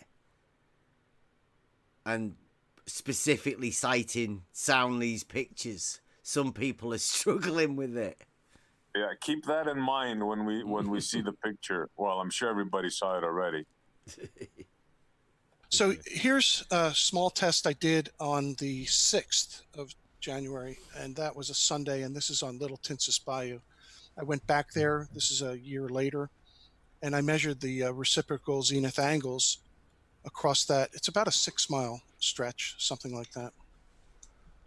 On the plane ride home, I did some calculations, and this is kind of rough here, but I'm throwing it in because this is going to be one of these launching points to do another video or a presentation on these results. But I just took the X. Right. Did you get that? I'll go over that again. And it's just a hint. He never did this. They got a new guy to do this.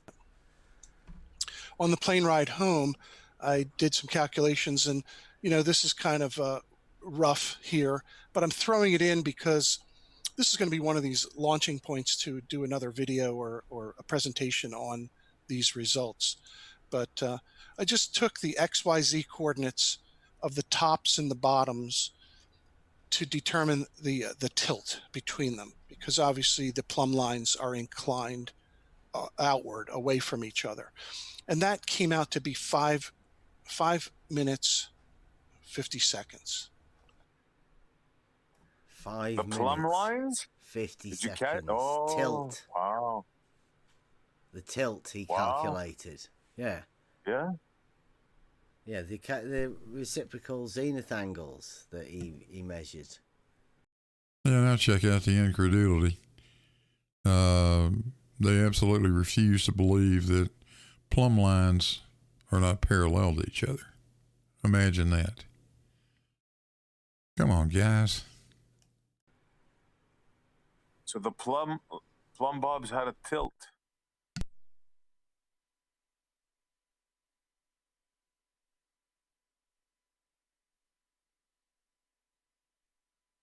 We did hear that correctly, right? Yeah, he said they would have an incline away from each other. Is that what he said?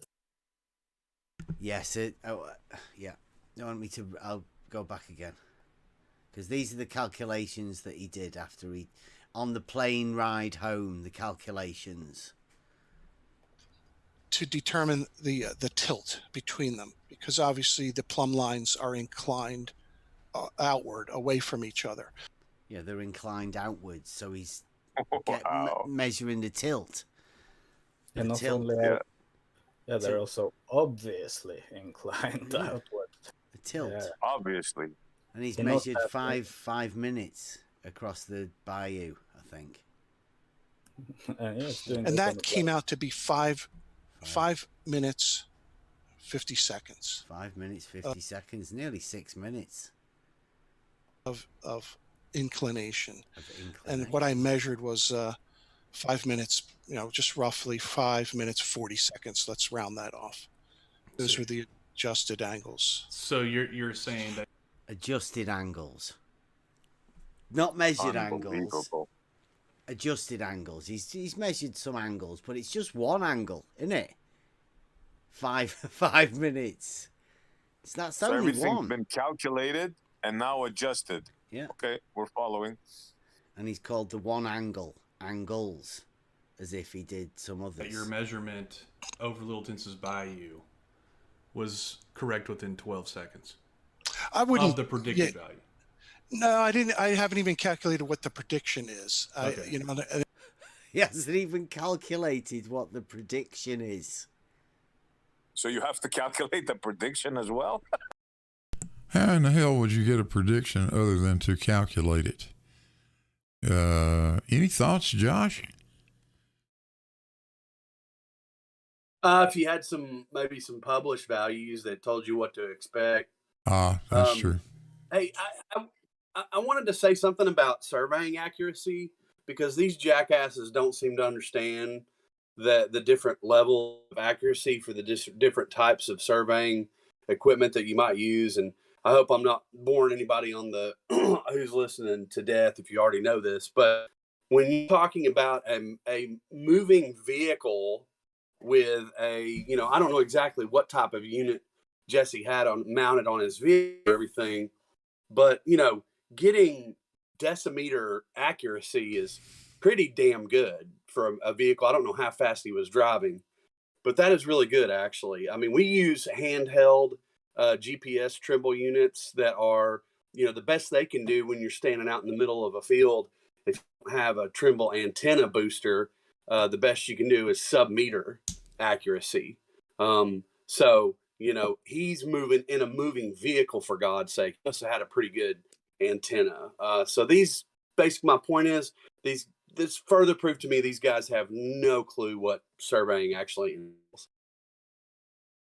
Yeah, I think he was. I think he may have been tied into a VRS down there, which can take the place of a base station, which he would not have had. I would assume. But real quick, shout out to Aaron Moorfield for a 1999 super chat. You are the man, Aaron. Thanks. Says plumb lines are not parallel, but light rays are. Go ahead, George. Yeah. I don't remember the exact make and model of Jesse's GPS, but he brought it with him years ago when he and Sonley came and visited, did our surveys in the lake. And I can tell you that, with his base unit and slaves, he puts the base unit up and lets it sit for 15 to accumulate GPS data, remote reading slaves. He can get under a centimeter accuracy. Yeah, slave to a base unit. Yeah, sure. But as far as moving on a vehicle, sit and accumulate data and position. But he did say that with a vehicle, with his unit, in mine. Yeah, as far as I'm concerned, if you're talking about a range of 10 centimeters, that's nothing, especially for a project like this. When you're not looking for a few centimeters, you're looking for 90 damn feet. Who cares about 10 centimeters? Good Lord. All right, let's go back and listen to some more of this silliness. Wow. It's genius, isn't it? Like, I don't know. So that's 3 calculations so far. Just calculated an angle, but I mean, and he's like, that's close. And Jesse goes, I don't know. Close to what? I haven't got a clue. I haven't even calculated that. Again, I haven't even looked at this thoroughly. I'm just showing you that, hey, I measured zenith angles. That was the tilt I determined there. And then using the GPS, I'm finding very good agreement. I would not say, oh, it's good to 12 seconds or something. Okay. But if we want, we could round off to minutes, let's say. There's going to be a plus or minus value in the seconds column, but certainly we would say the minutes are good. Right. 6 minutes, let's say. Let's round it off to 6 minutes. It's gone from 450. He's rounding up again. There's a wizard trick going on with angles. I mean, what is he saying? He's calculated an angle. And that angle is some sort of an angle between verticals. Vertical angles different. I don't know. I don't actually know what he's trying to tell Soundly here. Almost 6 minutes. Ben, maybe not. Hold maybe on 5 to 6 minutes. Okay. Go on. Tony in the chat says he proved curve. Who did? With Jesse. Yeah. Tony in the chat. Maybe he can come on later after this and explain us. With Jesse. I think we got some silliness that goes on right about here. And I'm going to skip forward a little bit to get beyond it. Let's see. I want to go to about somewhere about there. Let's see what we got here. Here we go. Yeah, and that's about when that Bilu video came out. Right. Yeah. And those scientists were talking about the tilts of buildings and using GPS to determine that. So that's where I got the idea. I'm not kidding. And it works, by the way. It does work. About shooting yourself in the foot, huh? I've computed the tilt between the Washington Monument and the Empire State Building. Computed. The Washington Monument and the Sears Tower in Chicago. I mean, nice. I've never made a video of that, but that would be another cool little, thing to look at and make some graphics. Yeah, computing the tilt of buildings with alien-inspired computing the tilts of buildings. That's crap. He's talking about a video, and I saw it a long time ago, done by some Spanish guys. They came up with this idea that you could probably use GPS to measure the distance between the bases of buildings that are far apart and the tops of them to see the tilt, so to speak. That's what Jesse's talking about. He was inspired by that video to start looking at that as a possible way of doing it. And these clowns go on and on and on about Beeloo or whatever, as if that had anything to do with it. But just some more of their dishonesty. Wonderful series. I don't know why he didn't do it. I hope he does. I hope he comes back to do this sort of stuff. It'd be great, wouldn't it? Calculating the tilt with Jesse and Beeloo. I really need somebody to do animation. You need somebody for animation. DP is your man. You could do the little alien buddy animated on screen for us. Like that, what's that Microsoft paperclip? Keeps coming up with ideas. That was a bit ago. You get one of those, a little alien. Because, the measurements are easy to make, honestly. Okay, so we can establish that GPS does in fact work. Yeah. Regardless of how it works, it does work. Yeah. Well, here's a graphic that tells us how it works. It just works. Regardless of how it works, it works. I mean, they're thorough, if nothing else. Whether you want to believe it or not, because it works. The fact is that it's used in agriculture a lot now, and people spend the money to put these systems on to guide these tractors. It increases their yields. They can run through these fields within 6 inches of each pass. It's a big deal. And so there's a lot of manufacturers building these systems. So let's all agree it works. We're using it. So that's the point I'm making in this build up to looking at the causeway data. Oh, and let's not forget, it's used in surveying a lot. Here's a guy doing some construction. Yeah. You want to know how those blade and those farming GPSs work? Like when we do when we have a GPS set up on our blade, like for elevation, we have on-site receivers and transmitters. It's not getting it from the satellites. Yeah. Well, the little ones become the satellites, don't they? That's where they get the information from. They just sort of outsource it to these little bits that you then start using. Oh, good grief. Now, that was Rocky Life, who fancies himself also as an experienced surveyor. And most of the time, he has no idea what he's talking about. This is what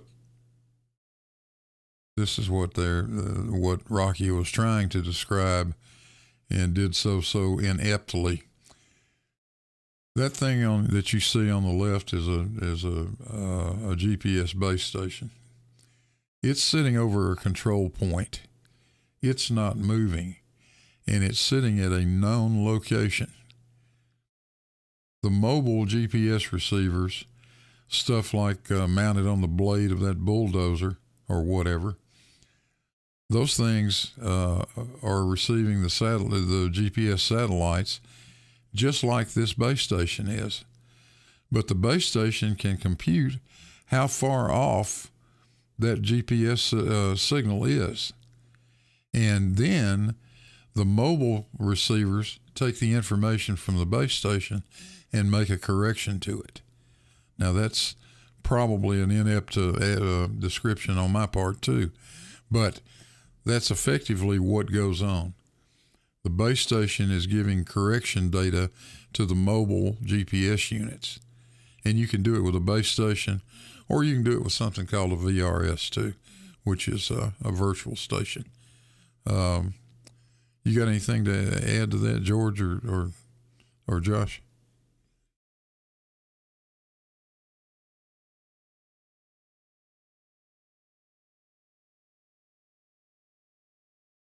Oh my God, bro! This just irritates me because it's just plain deception. I mean, go to all these big farms and look what's on top of their barns if they're using these GPS units.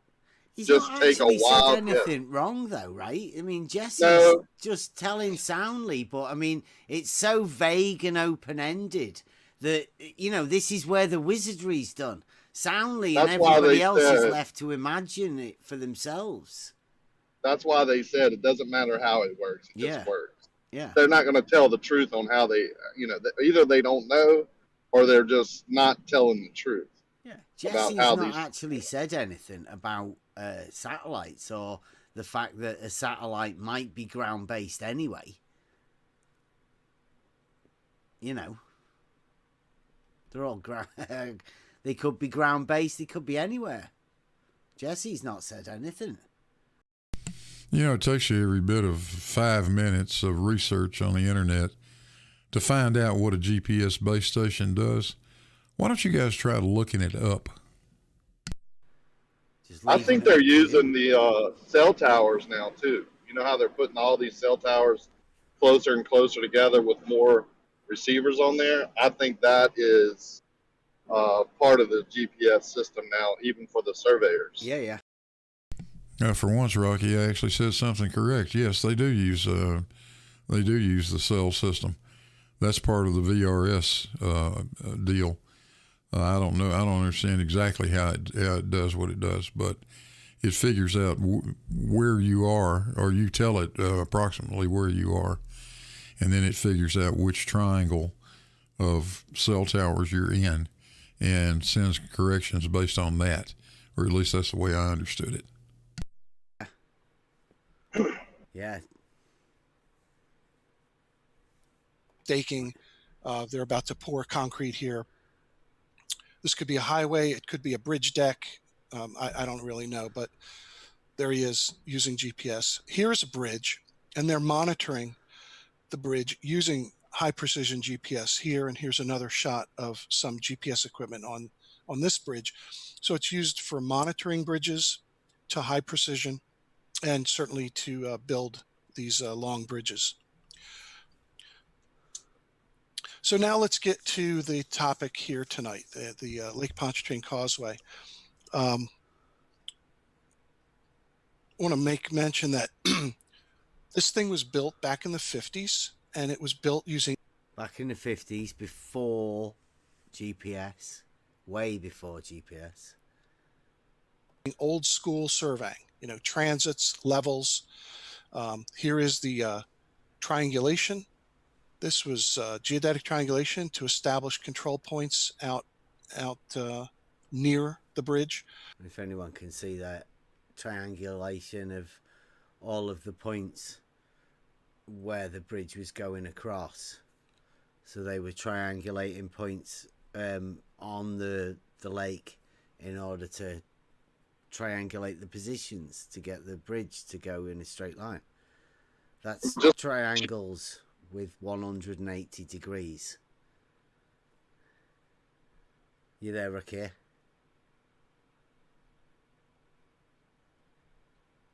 Or did he cut out?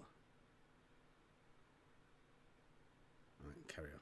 Can anyone address Toady in the chat? No. Okay. We got to get through this. We can address him after we've finished this. You know, they were using these as control marks to set out the piles and all of that.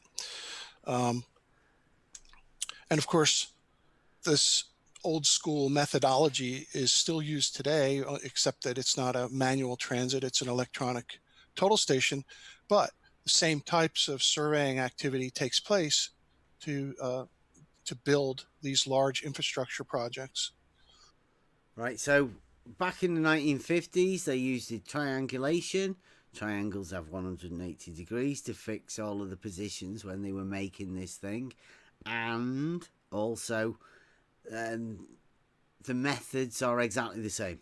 They still use the same methods as they did back then in the 50s. Straight lines, triangles, 180 degrees. Exactly the same, no difference.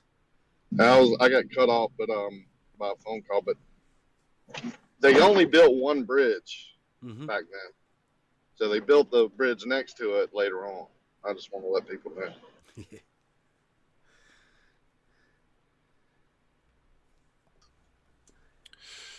So what I'm showing you here are the control points that were established using, like I said, old school triangulation. I'm bringing this up because people lately have been saying, well, the instruments don't work, or you're looking too far, and all this. Well, you know, these are the actual control points. And let's take a look at this particular one, number 1. Here's the data sheet on it. It's a first order triangulation station. That means its positional accuracy was determined to 1 part in 100,000. That's first order position for the triangle. Obviously, they're building a bridge. First order means that it's the highest order of accuracy you could get in order to fix the positions of everything across on that bridge. And that was back in 1953. The elevation, actually, they have some asterisks here, and they are talking about the subsidence. In the Louisiana area, in the New Orleans area, there's a lot of subsidence, and old published elevation values are no longer valid, so they didn't keep that elevation here, but you could go back and find the original, and you'd have the elevation there as well. So here's all this stuff about length and how far you should be able to see, or how far can you use these instruments and so forth. This one's about 7 miles from station 2 to 4. I'm just doing the inverse there. It's just around 38,000 feet. I'm rounding off. So there's an example. So they kept these close to the bridge. That was the purpose. I'll tell you what, if this bridge was not being built here, they would not have bothered to put these points here at all. They would have just measured right across the lake. Right. And from a higher tower or something like that, they would just build a 100-foot triangulation tower and observe really far, like some of these lines. Here's the rest of the triangulation going on. This is just the southeast corner of one particular map around Lake Pontchartrain. But if you really see that, the amount of triangles there, that's how you work with triangulation. You keep doing triangles and adding more triangles, and eventually you get to a point where all of the triangles meet up and all of the positions of everything are exact, because you keep adding the triangles together. All of the triangles have 180 degrees, and there's a lot of triangles for triangulating the positions. And yeah, those little triangles have 180 degrees, Bev. Yes, they're small. We don't get into spherical excess until the triangles get a lot bigger than that. But I don't think there's a lot to watch on this. So while we're listening to this stuff, I want to play the Walter Bisland's simulation of what Jesse did, and we'll have something kind of cool to look at. I think you'll enjoy this if you haven't seen it before. Oops, I'll start it playing. I'm going to have to jump back to turn the horizontal back on. position. There we go. Pinpoint it.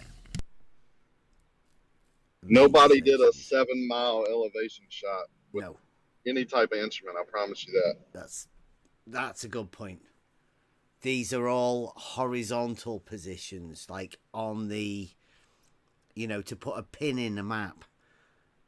that position for triangulation, not and you're double back elevation. checking. Yeah. When you're triangulating, you're double checking. So if you're off, like you're gonna realize you were off a foot on this one, and you can move it. Yeah. Like the other triangle will help check the one that you've just done. And eventually, providing you start off with your main baseline, then all the triangles will help each other fit into position to adjust for accuracy. But on the horizontal, like putting a pin in a map, not adjusting for elevation, which is on the Z scale. Completely different matter, like Rakir says. Really want to see some long lines. How about over here in California? Here's a little snippet of the California triangulation diagram. And here is Mount Diablo. These are very long lines, like 100-mile long lines.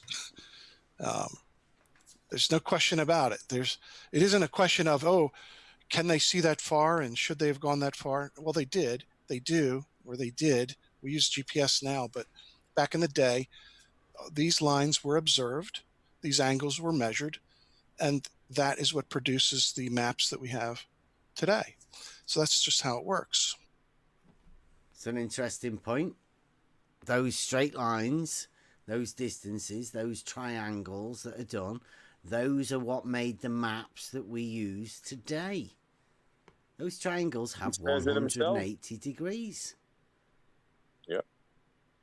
That's what made the maps. It's really, really simple. Jesse Kozlowski, he's a good guy. He's a good guy. Right, and the triangulations from the other directions all mesh up. Of course. They're all self-consistent. Yes. Yeah. In fact, when you start to measure these very long lines, and when you form a triangle, you have what's called spherical excess. Ooh. Because these plumb lines are all away from each other, so you're actually going to be measuring a larger triangle. So if they account... A larger triangle? So he blew it after we just gave him a compliment. No, listen. Let's get it again. Listen to what he's saying. Of course. They're all self-consistent. Yes. Yeah. In fact, and when you start to measure these very long lines, and when you form a triangle, you have what's called spherical excess. Because these plumb lines are all away from each other, so you're actually going to be measuring a larger triangle. So if they account for spherical excess, it's an actual measurable thing that actually exists. But we've kind of... Yeah.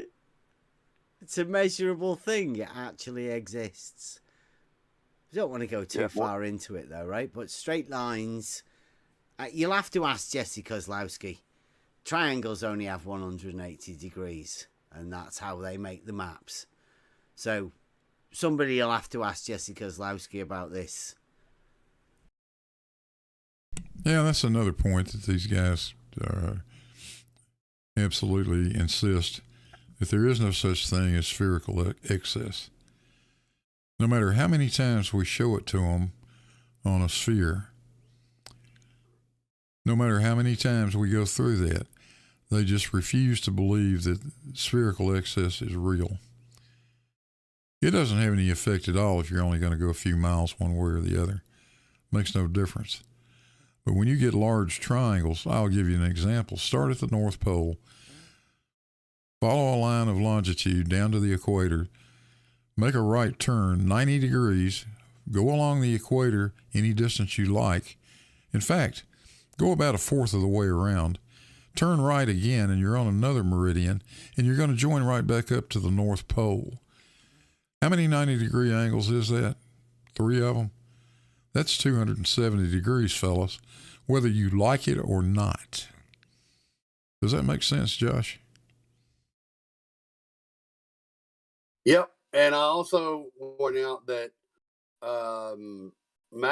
triangulation is how you determine, where you're at, using a map and a compass and plotting out points, known points that you can see and equating them to a map. That's not really at least not modern map making, how that's done. I don't know if somebody can call up the USGS and check me on that, but I think that's some more garbage that Bev's spewing. Yep. I agree. We're going to get to the actual measurements that Jesse made here in a minute. That animation is pretty remarkable. If you guys were watching it, I hope you were able to see it. And that is Walter Bislin taking Jesse's data and making a 3D model of it, and then superimposing actual photography that was done by Soundly. And the match is remarkable. It is dead on. I don't. Yeah, that think was really cool. Yeah, it is totally amazing. Other stuff that he says it is, he's skirted over it. I'll go back over it just to hear this last bit again. Thing. Right. It actually exists. But I've kind of taken a little bit of a side road, but it was necessary because I want to re-enter. I don't know whether he was saying spherical excess exists, as in a calculation or a thing that you add, or that's the point I was thinking of. Yeah, the spherical excess. Yeah, whether that exists, or whether triangles with more than 180 degrees actually exists. Because I'd say they don't. There's only triangles. Well, I think with that's 180. what they think in their brain when they say spherical excess automatically. Jesse, it's measurable, for God's sakes. They measure spherical excess. It's not just something made up in somebody's brain. That's what happens on the surface of a sphere. Kozlowski's a wizard, telling you. Oh, with words. He implants, well, he doesn't even implant thoughts in your mind. He just leaves everything open-ended.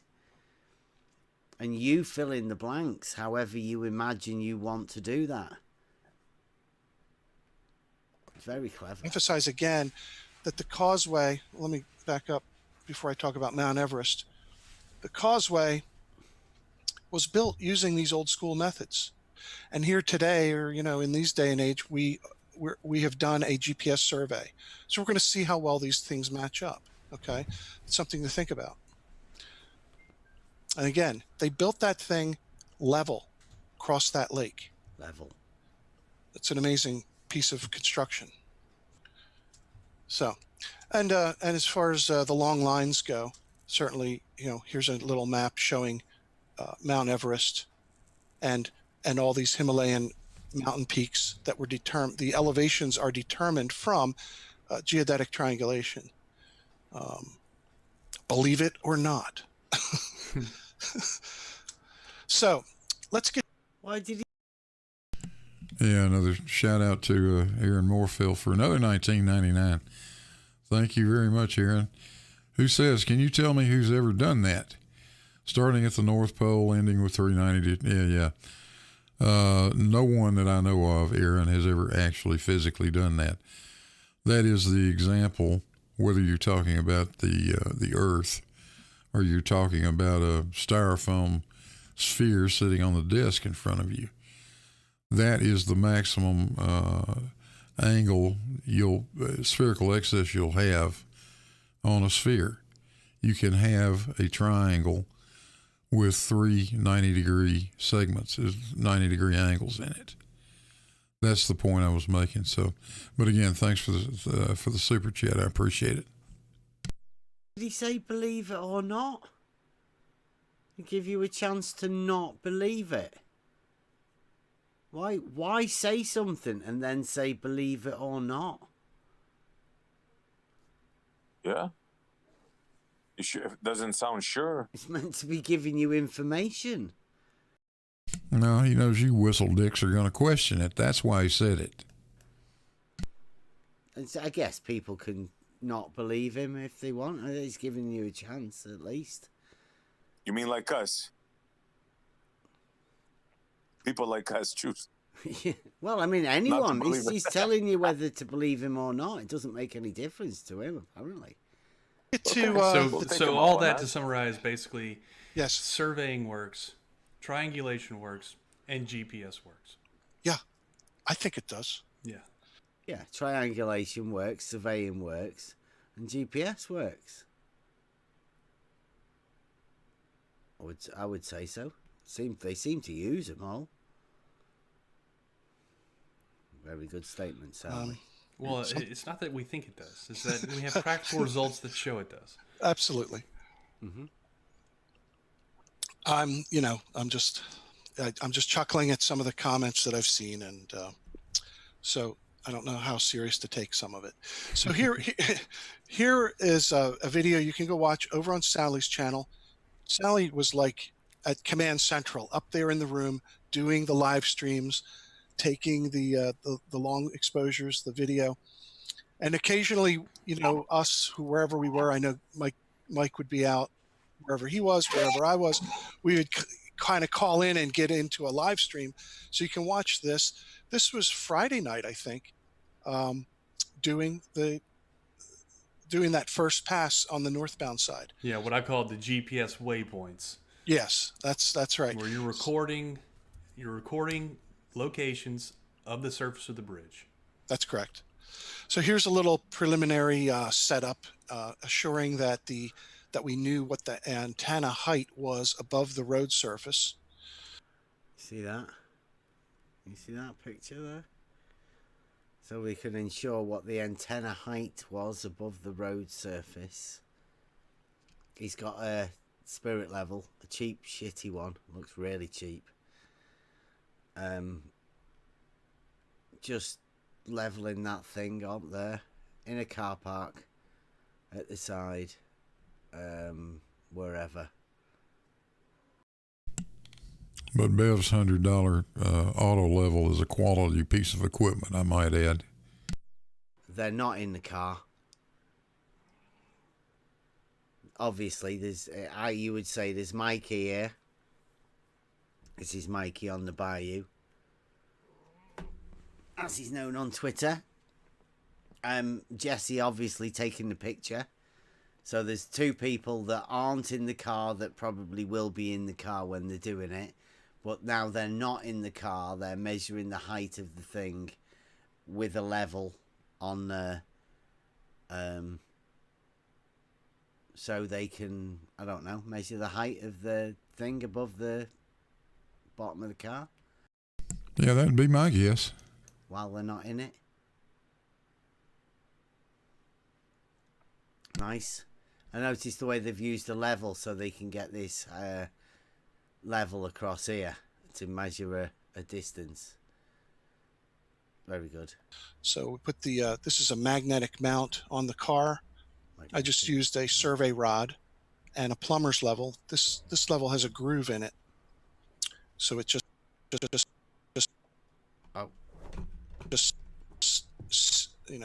sits right on top of that round surface. There's Mike holding it. Here we are measuring. Wanted to make sure everybody saw that. A plumber's level as well. Nice, he's got a plumber's level there. Look, measured the height of it above the road. That's without them both in the car, but it's important. It was level. I'm sorry that Bob, the science guy, took so much heat because, the thing was his level was like a smidge out. So there's a picture of Bob, the science guy, took a load of heat for the level, did he? That's the first. Never really heard that bit before. I was thinking the same thing. Did Bob take some heat for not having a level when he did something? I have to look back on that. Anybody remember that back in the... Yeah, I remember that. Bob was showing that the horizon does not rise to eye level, and his carpenter's level was out just slightly, and a bunch of the flat earthers made a big deal out of it. But another shout out again to Aaron Moorfield, $4.99. Aaron says, I understand 270-degree triangles work on styrofoam spheres. How does that relate to surveying a plane? Cheers, Blue. Well, Aaron, it doesn't necessarily relate to surveying a plane. It's the comments were strictly intended to counter this concept that spherical excess does not exist. That's what I was talking about. Hey, Josh, is that you? Yeah, I'm getting some background. No, I'm muted. George, getting a lot of background out of you. So anyway, that's what that was all about. I'll tell you what, I want to skip forward a little bit.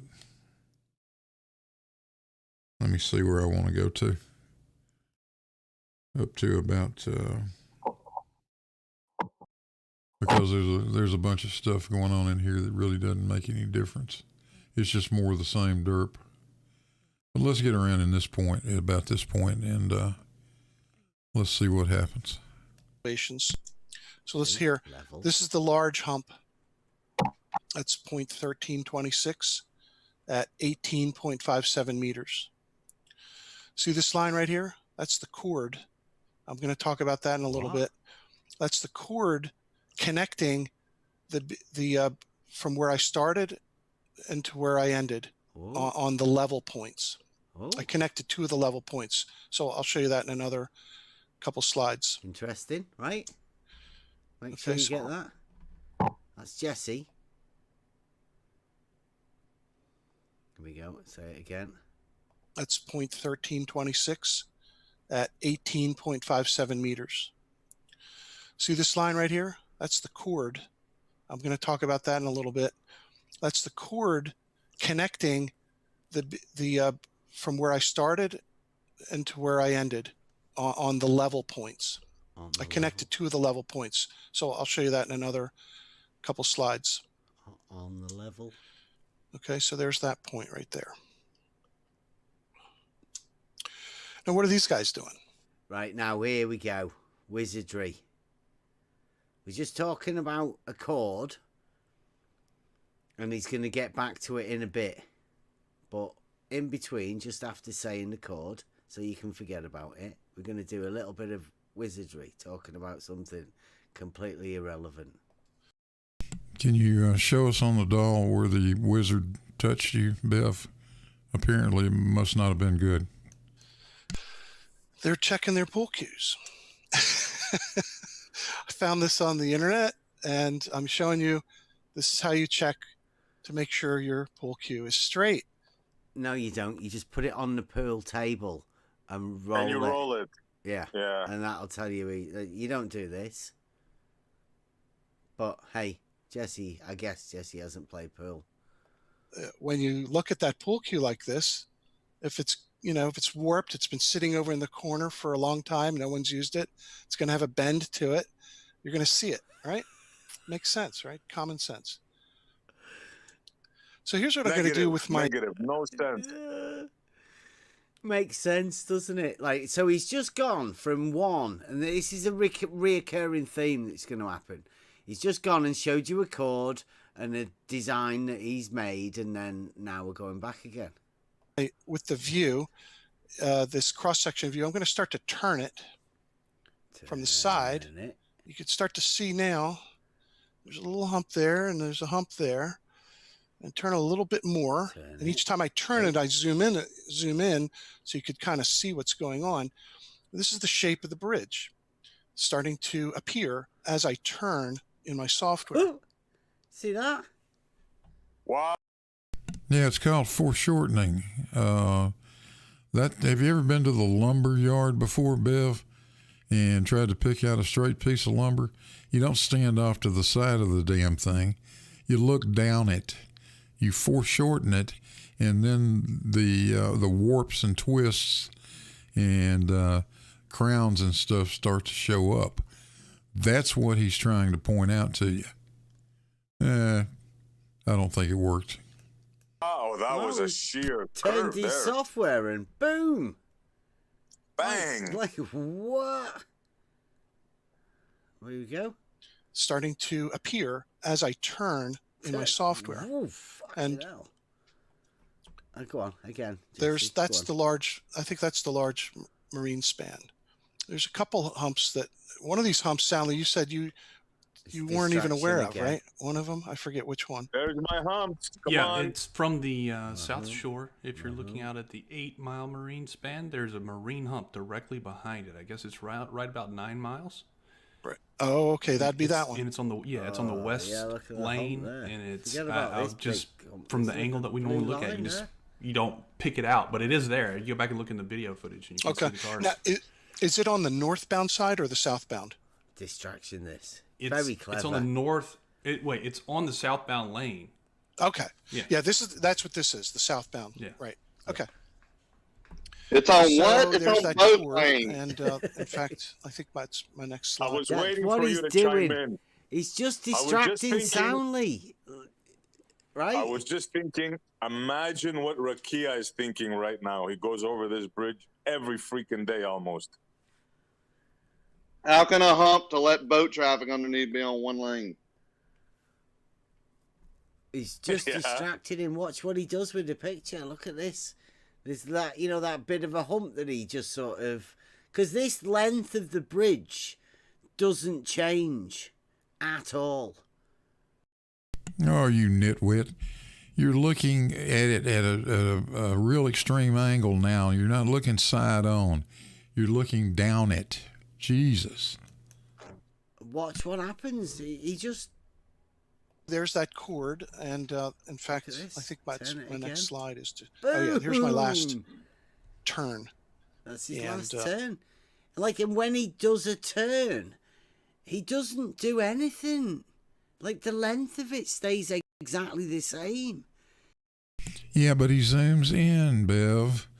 He's turning it and zooming in. That's what he's doing. You're seeing what foreshortening does. It just sort of develops this hump in the middle. It's ridiculous.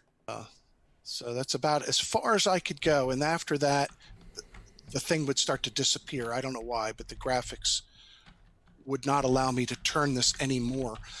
The computer said, no, Jesse. You can't turn it anymore. Because the computer started saying no. Look at that. Started off with a straight line. That's as far as I could get, and so I made a screenshot of that. So here's the side view again, and that's my midpoint, 981. If anybody wants to check this math, that's the chord. It's 28 point, like rounded off to 28.5, let's say. That's 28.5 meters, or 28.467, 2467, 467. Call it 20. That's 90 feet for 28 North and American. a half meters above the chord. This Sagitta height here, this is a chord that goes from one level point to the other, and there is a 28.5 meter hump. No way of denying that. 90-foot hump. That's a number there. 28.5 meter hump in the middle. It's higher than the two endpoints. That's what this line here signifies. A chord. There's that beautiful hump. Here we go. Listen to what Jesse says about it. Or 28.46 if you want to go to the nearest centimeter. And this is the length from the first level point that I kept in my sample to the last level point. And that's the distance. So that distance would be the shortest distance between those 2 points being a straight line. I would presume, unless anybody knows any shorter distances than a straight line. Talking specifically to Bob. He definitely thinks there is one. So we've got a straight line distance, which he calls the chord, And then you've got a 28.5 meter hump of water. That is 28.5 meters, like way beyond cavitation point of water. Impossible number. Cavitation point. That's What? a 90-foot hotel, by the way. But Jesse said you can calculate it yourself, Anybody wants to get the calculators out and imagine how much of a hump there should be in the middle of the Lake Pontchartrain? Oh, yes, me, please. I would love to do that. Let's see if we can do that for you, Bev. I'll bet we can. See if we can zoom in here a little bit. Hopefully you guys can see that. There's the hump. There's the distance above the chord line. 28.457 meters, and the length from end to end of that chord is 37,983.715 meters. I just plugged in the calculator a distance of for the radius of 3959. Okay, call that good enough. There's the length of the arc. 37,983.77125. There's the width of the arc and the calculated height. That height is 28.30. So we're off by 150 millimeters. That's all.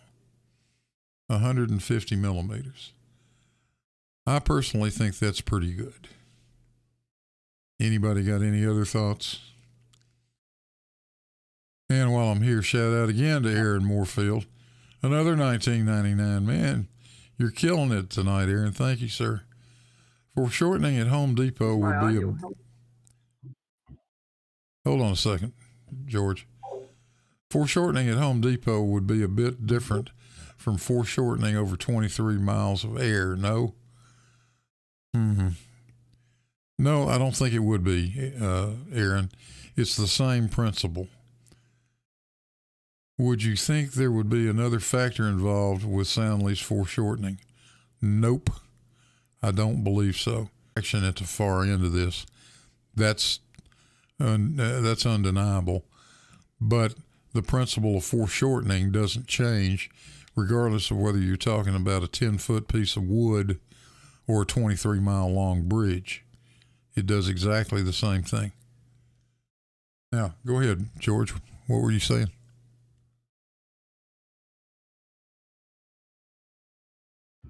Seems I'm having major problems with Discord and getting my audio to work properly.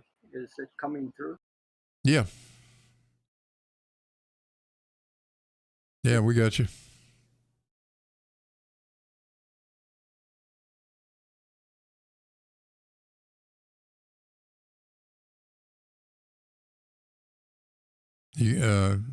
Did you have something you wanted to say, George?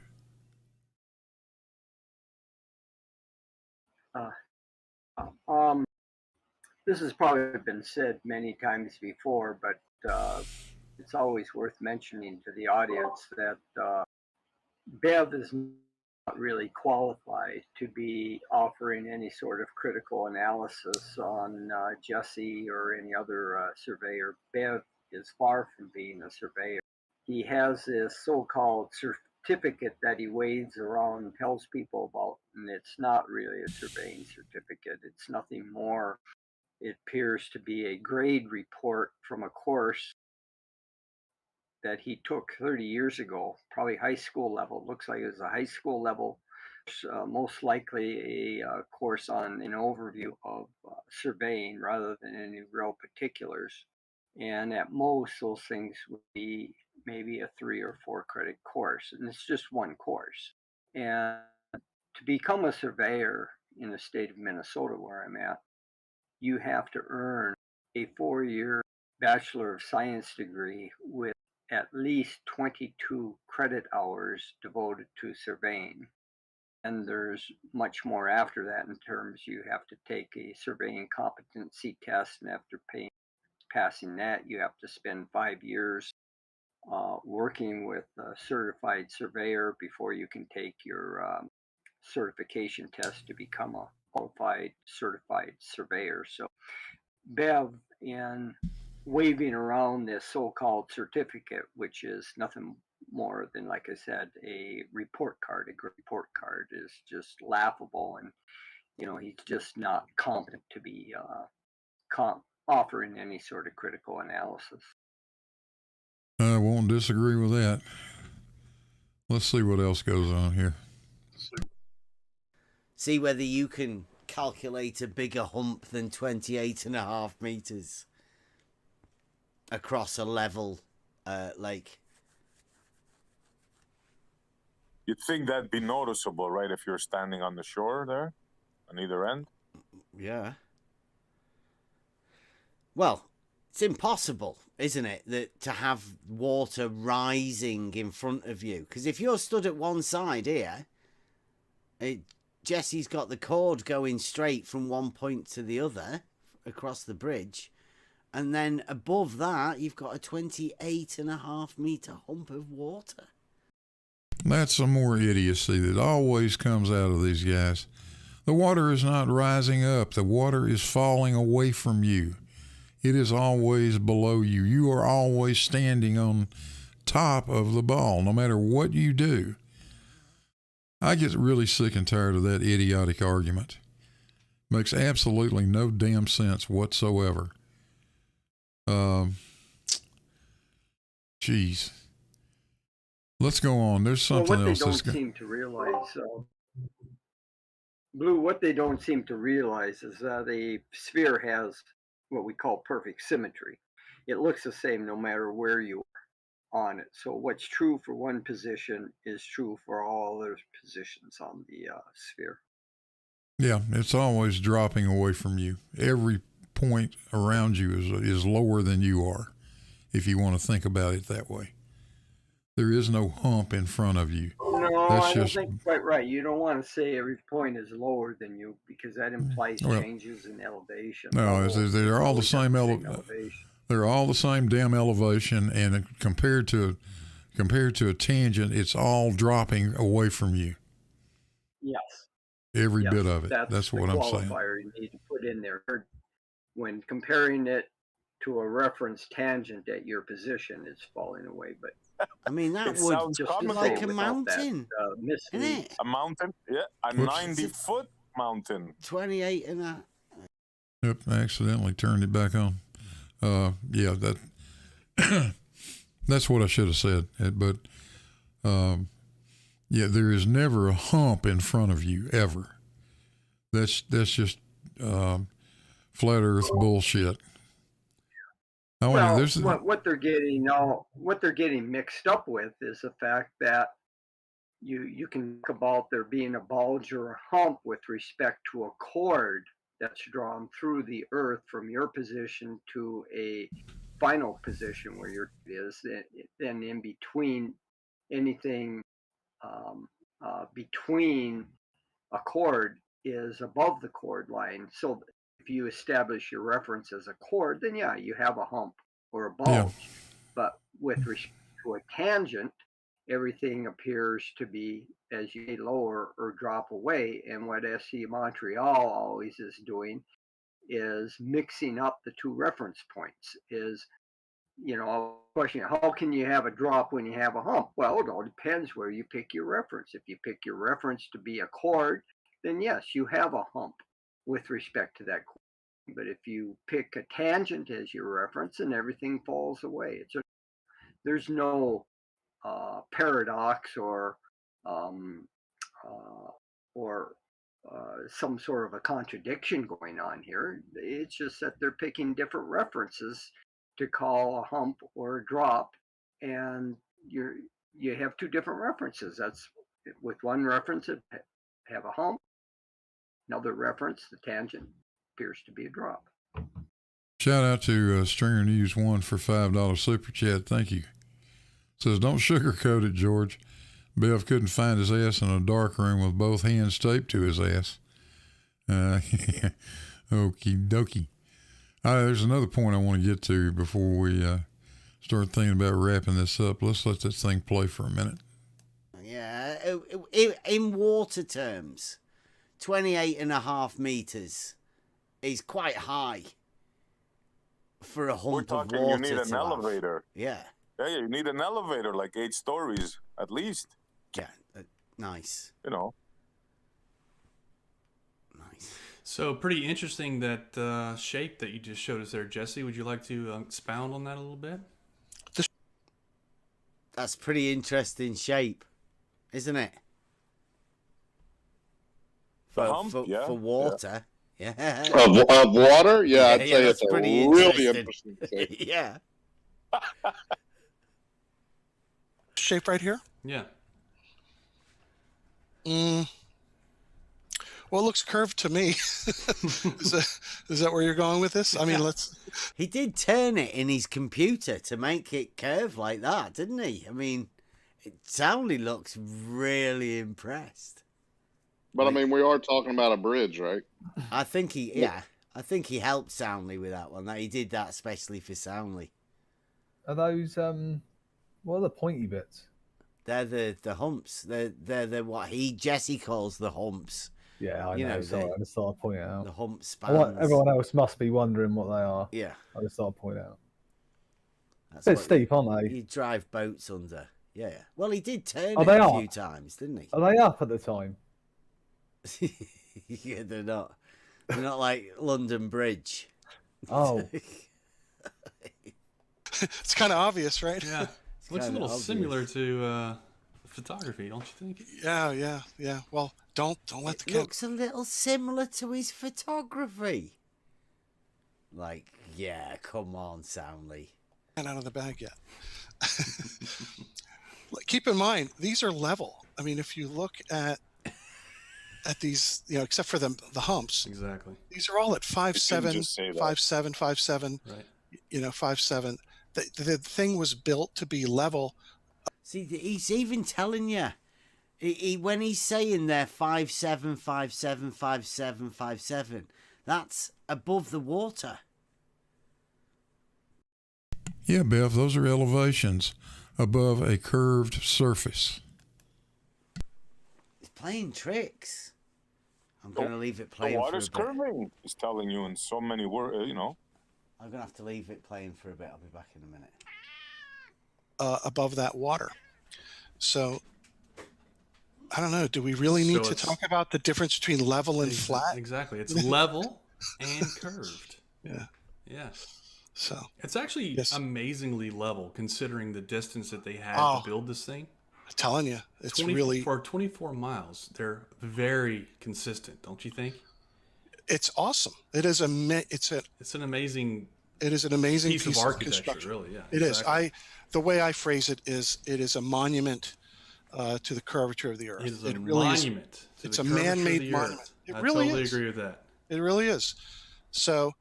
And you can't make this up. I mean, it's just there. It is. I mean, I collected the data, processed it, output it. That's it. Here and all this is just me trying to create views so you can see it. So there it is.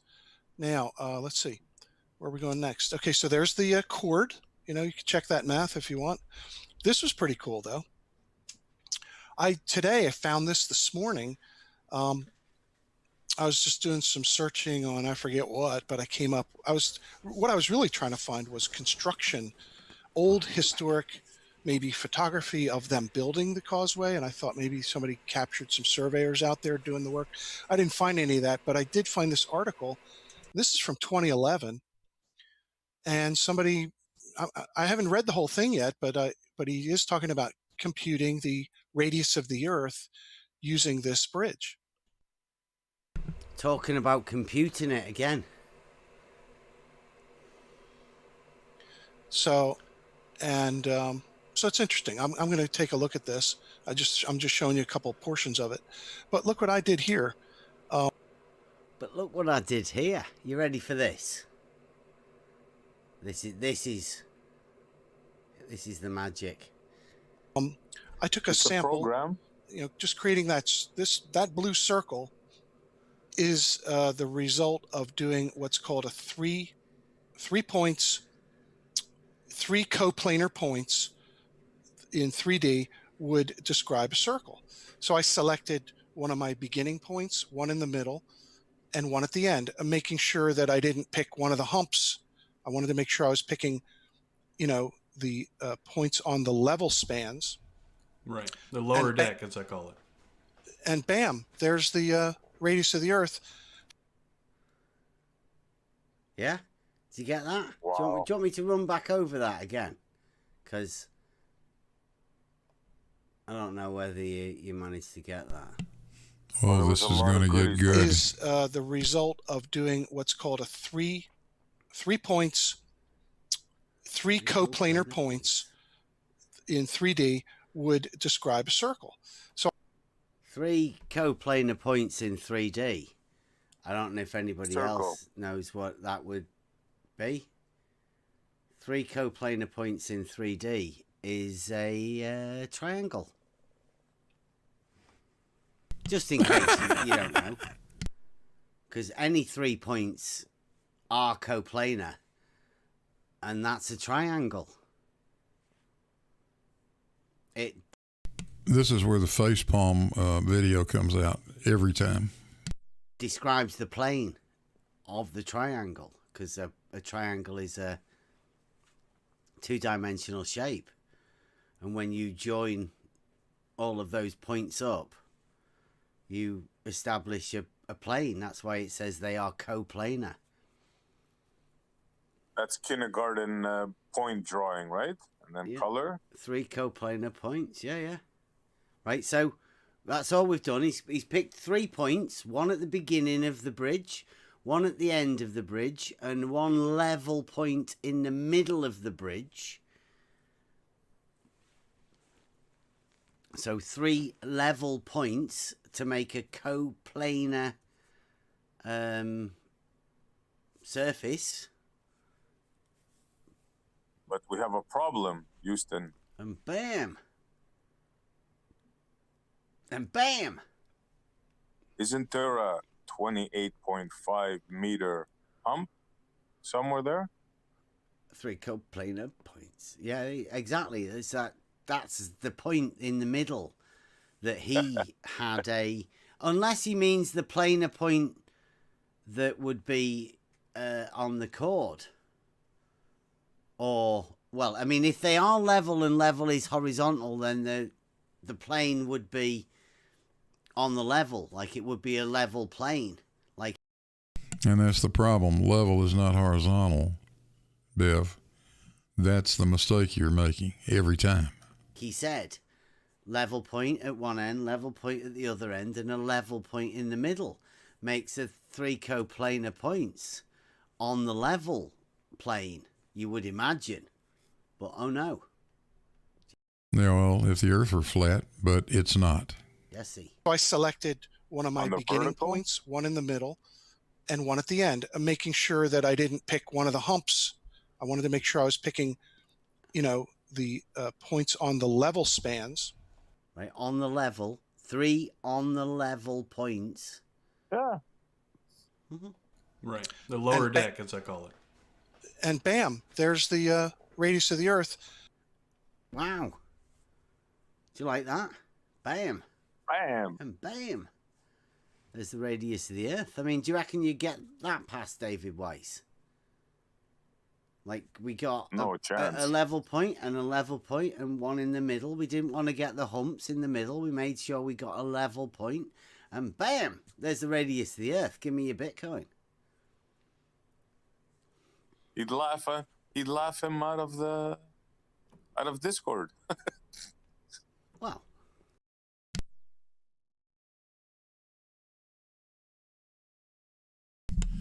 Get my mic back on again. Gee, Bev, hang on a second. Let's see if we can show you how that works. This is a line that is the length of that chord line. I'll pull this up and read it to you. 37,983 meters. Okay. Now, here in the center I've got, let me zoom in so we can look at this. Here in the center, I've got a little line there, and that's the height of that sagitta, 28.457 meters. You can go back and check that if you want to. Let me go zoom back out again. Now let me show you something. Let's use an AutoCAD arc function. You're going to hate this because these 3 points might have formed a triangle. But instead, let's see. Oh, look what's happening. It's making an arc, isn't it?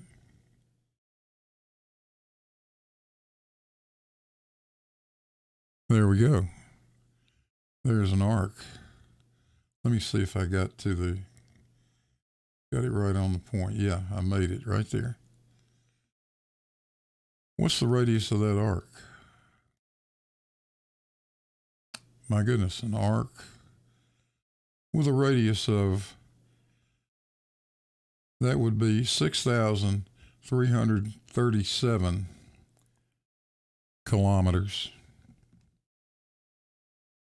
The actual radius of the Earth is 6,372 kilometers at that latitude.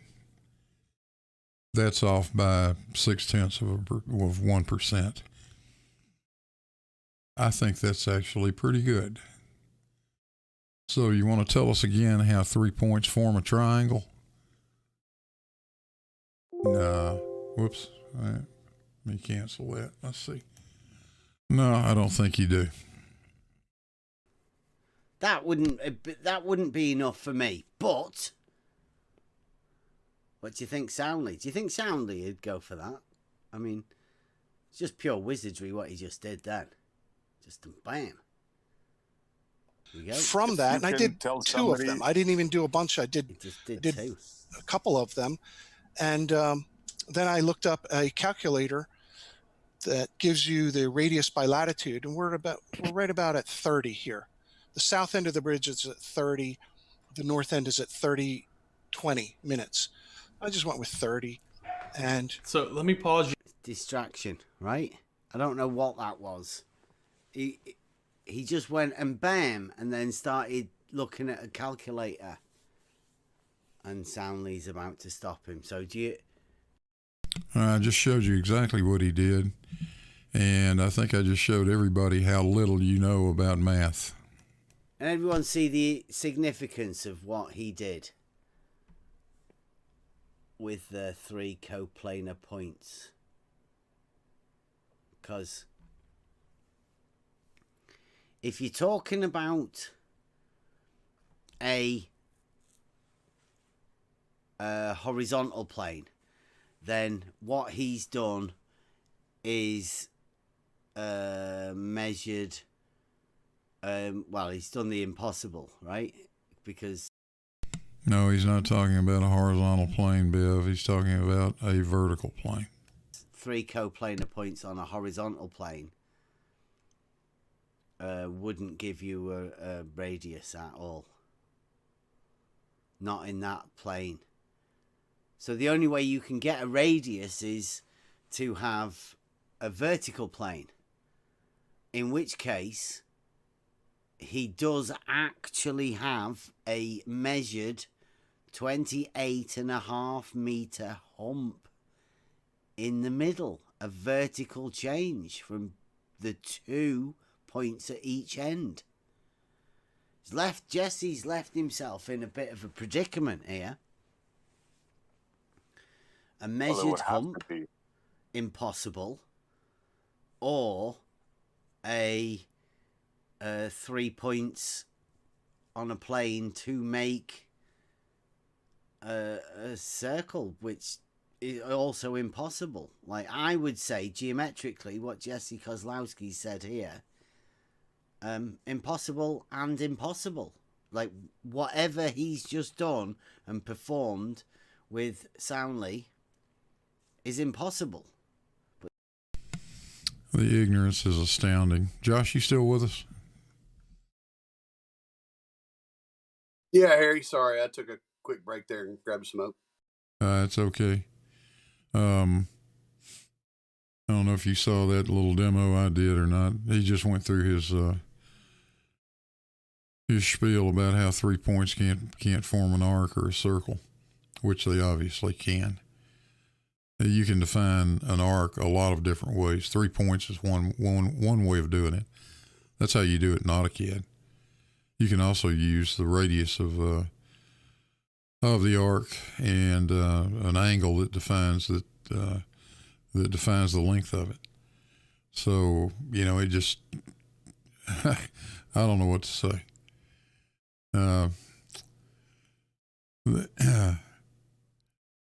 If you don't know any more Well, I think about he kind of said it first. He said if it's a circle, so the Earth's a circle. So there you go. Yeah. That makes it work. I guess when you don't know any more about geometry or math than these guys know, I guess the conclusion they come to makes sense to them. It just doesn't make any sense to any of the rest of us. So this goes on. We're only at 2 hours. We're only halfway through this video. I don't have the heart to go much further. I think we've shown what we needed to show, what I wanted to show, which is exactly how silly their arguments are and how little they understand about what's really going on, and they have absolutely no idea what Jesse did. But I think it's pretty damned impressive. I really do. That's making really good use of some fairly common technology to show something that is awfully hard to see because of the size of this thing we live on. This great big ball under our feet is a huge, huge thing. Usually we're only looking at not more than 2 or 3 miles of it. It's hard to see the curvature over that distance. But when you get something like that causeway down there that's 24 miles long, 23, 24 miles long, then the curvature begins to show up. So, at this point, I'll put the question to the chat. You guys want to hear any more of this nonsense, or should we start thinking about wrapping this up and calling it an evening?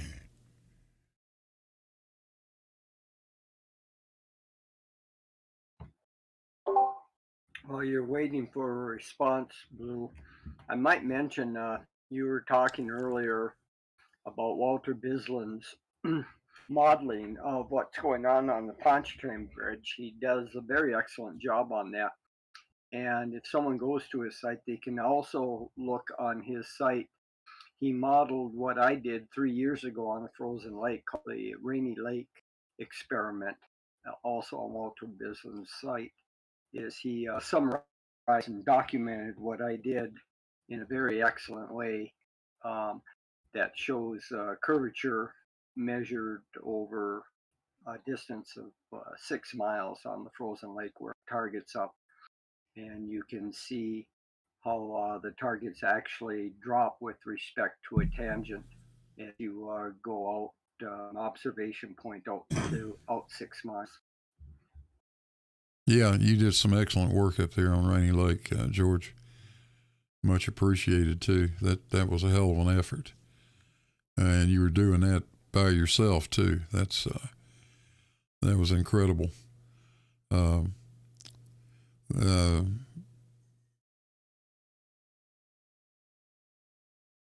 Let's see. I'm not seeing anybody saying, "Hey, yeah, keep playing."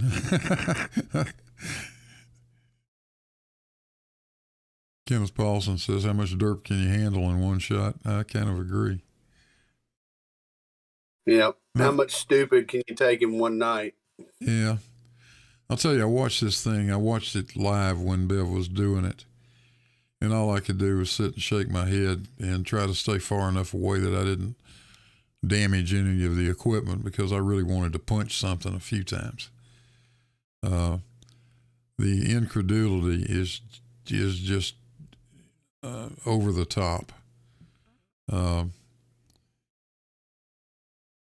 My hat's off though to Jesse and the work he did, and I think this thing really deserves a lot more attention than what it got, and I think the work George has done deserves a lot more attention. There's no way to explain your way out of this. This is absolute. If there's anything like a proof, this is as good as it's ever going to get. These are actual measurements that I don't know how you can dispute them. You either got to say that GPS is lying to us or something, I suppose. So I'll tell you what, fellas, I think I'm about ready to pack it in for the evening. I appreciate everybody showing up. You know something, Blue, is given the Pontchartrain Bridge, when I first saw the photograph, I about fell off my chair and go, my God, look at that. You know, there is a visual proof is you can't see curvature looking out unless you have something to compare it against. And the Pontchartrain Bridge is a wonderful yardstick to be comparing. I mean, here it is, the same elevation going for 26 miles, same elevation above the surface of the water. And you can see this bridge physically curving downward in the distance. I mean, flat earthers like saying, well, the earth looks visibly flat. I can go out on a lake and look, and it looks flat. Well, same thing. You got a bridge here. Your eyes aren't deceiving you. You can see the bridge curving around the earth in the distance. So the flat earthers like using observations with their bare eyes. What better visualization than looking at the Pontchartrain Bridge going over the curve of the earth? Yeah, and when you take the actual photographic evidence, all of which I think came from Soundly, and compare it against the 3D model that Walter did directly from Jesse's data, the match is absolutely impeccable. It just, I'm watching it right now. It's exactly the same. So, you know, where do you go with that? What are you going to believe? Who are you going to believe? Yeah, Walter Bislins did the same thing with the Rainy Lake test. He looked at my targets, given the dimensions of the targets and the distances away. He created an animation and then overlapped it for both a what it would look like on a curved Earth, with the radius of 3959 miles or 6371 kilometers, and a flat Earth. He fit them both, superimposed them over my targets, and lo and behold, the flat Earth model did not fit the targets as they were observed, but the curved Earth did. Exactly. Yeah, and that's what you're going to see every time. So we have, you know, conclusive visual proof with the work you've done, the work Jesse did. Then you take into account things like, like the Eratosthenes experiment that Bob the Science Guy and I did together.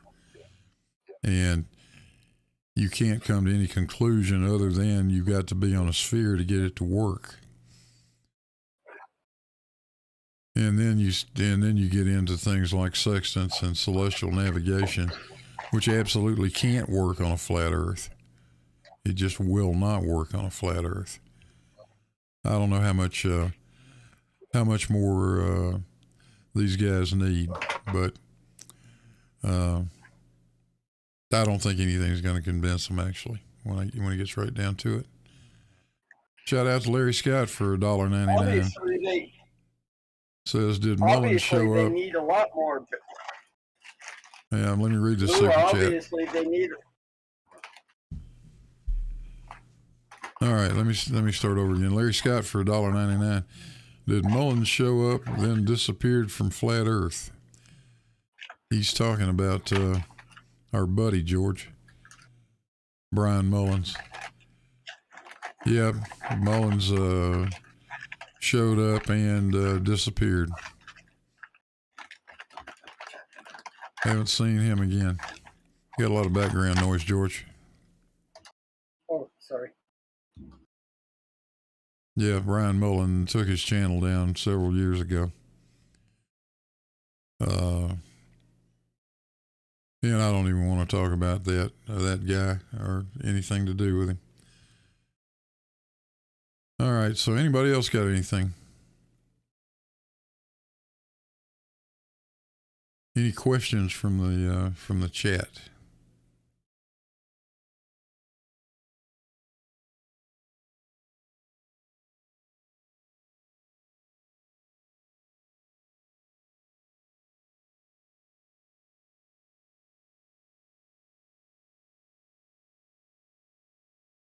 Well, I think that will about do it in that case. Again, I appreciate everybody showing up tonight. Thanks for all the super chats. That was great. You guys were marvelous. And we'll do this again real soon. Next time we'll try not to make it 3 hours long, but what the hell. We're almost made 3 hours. We're at 2 hours and 53 minutes, I think. Well, you guys be good, and we will catch you on the next one. Thanks for inviting me. And the stream is dead. So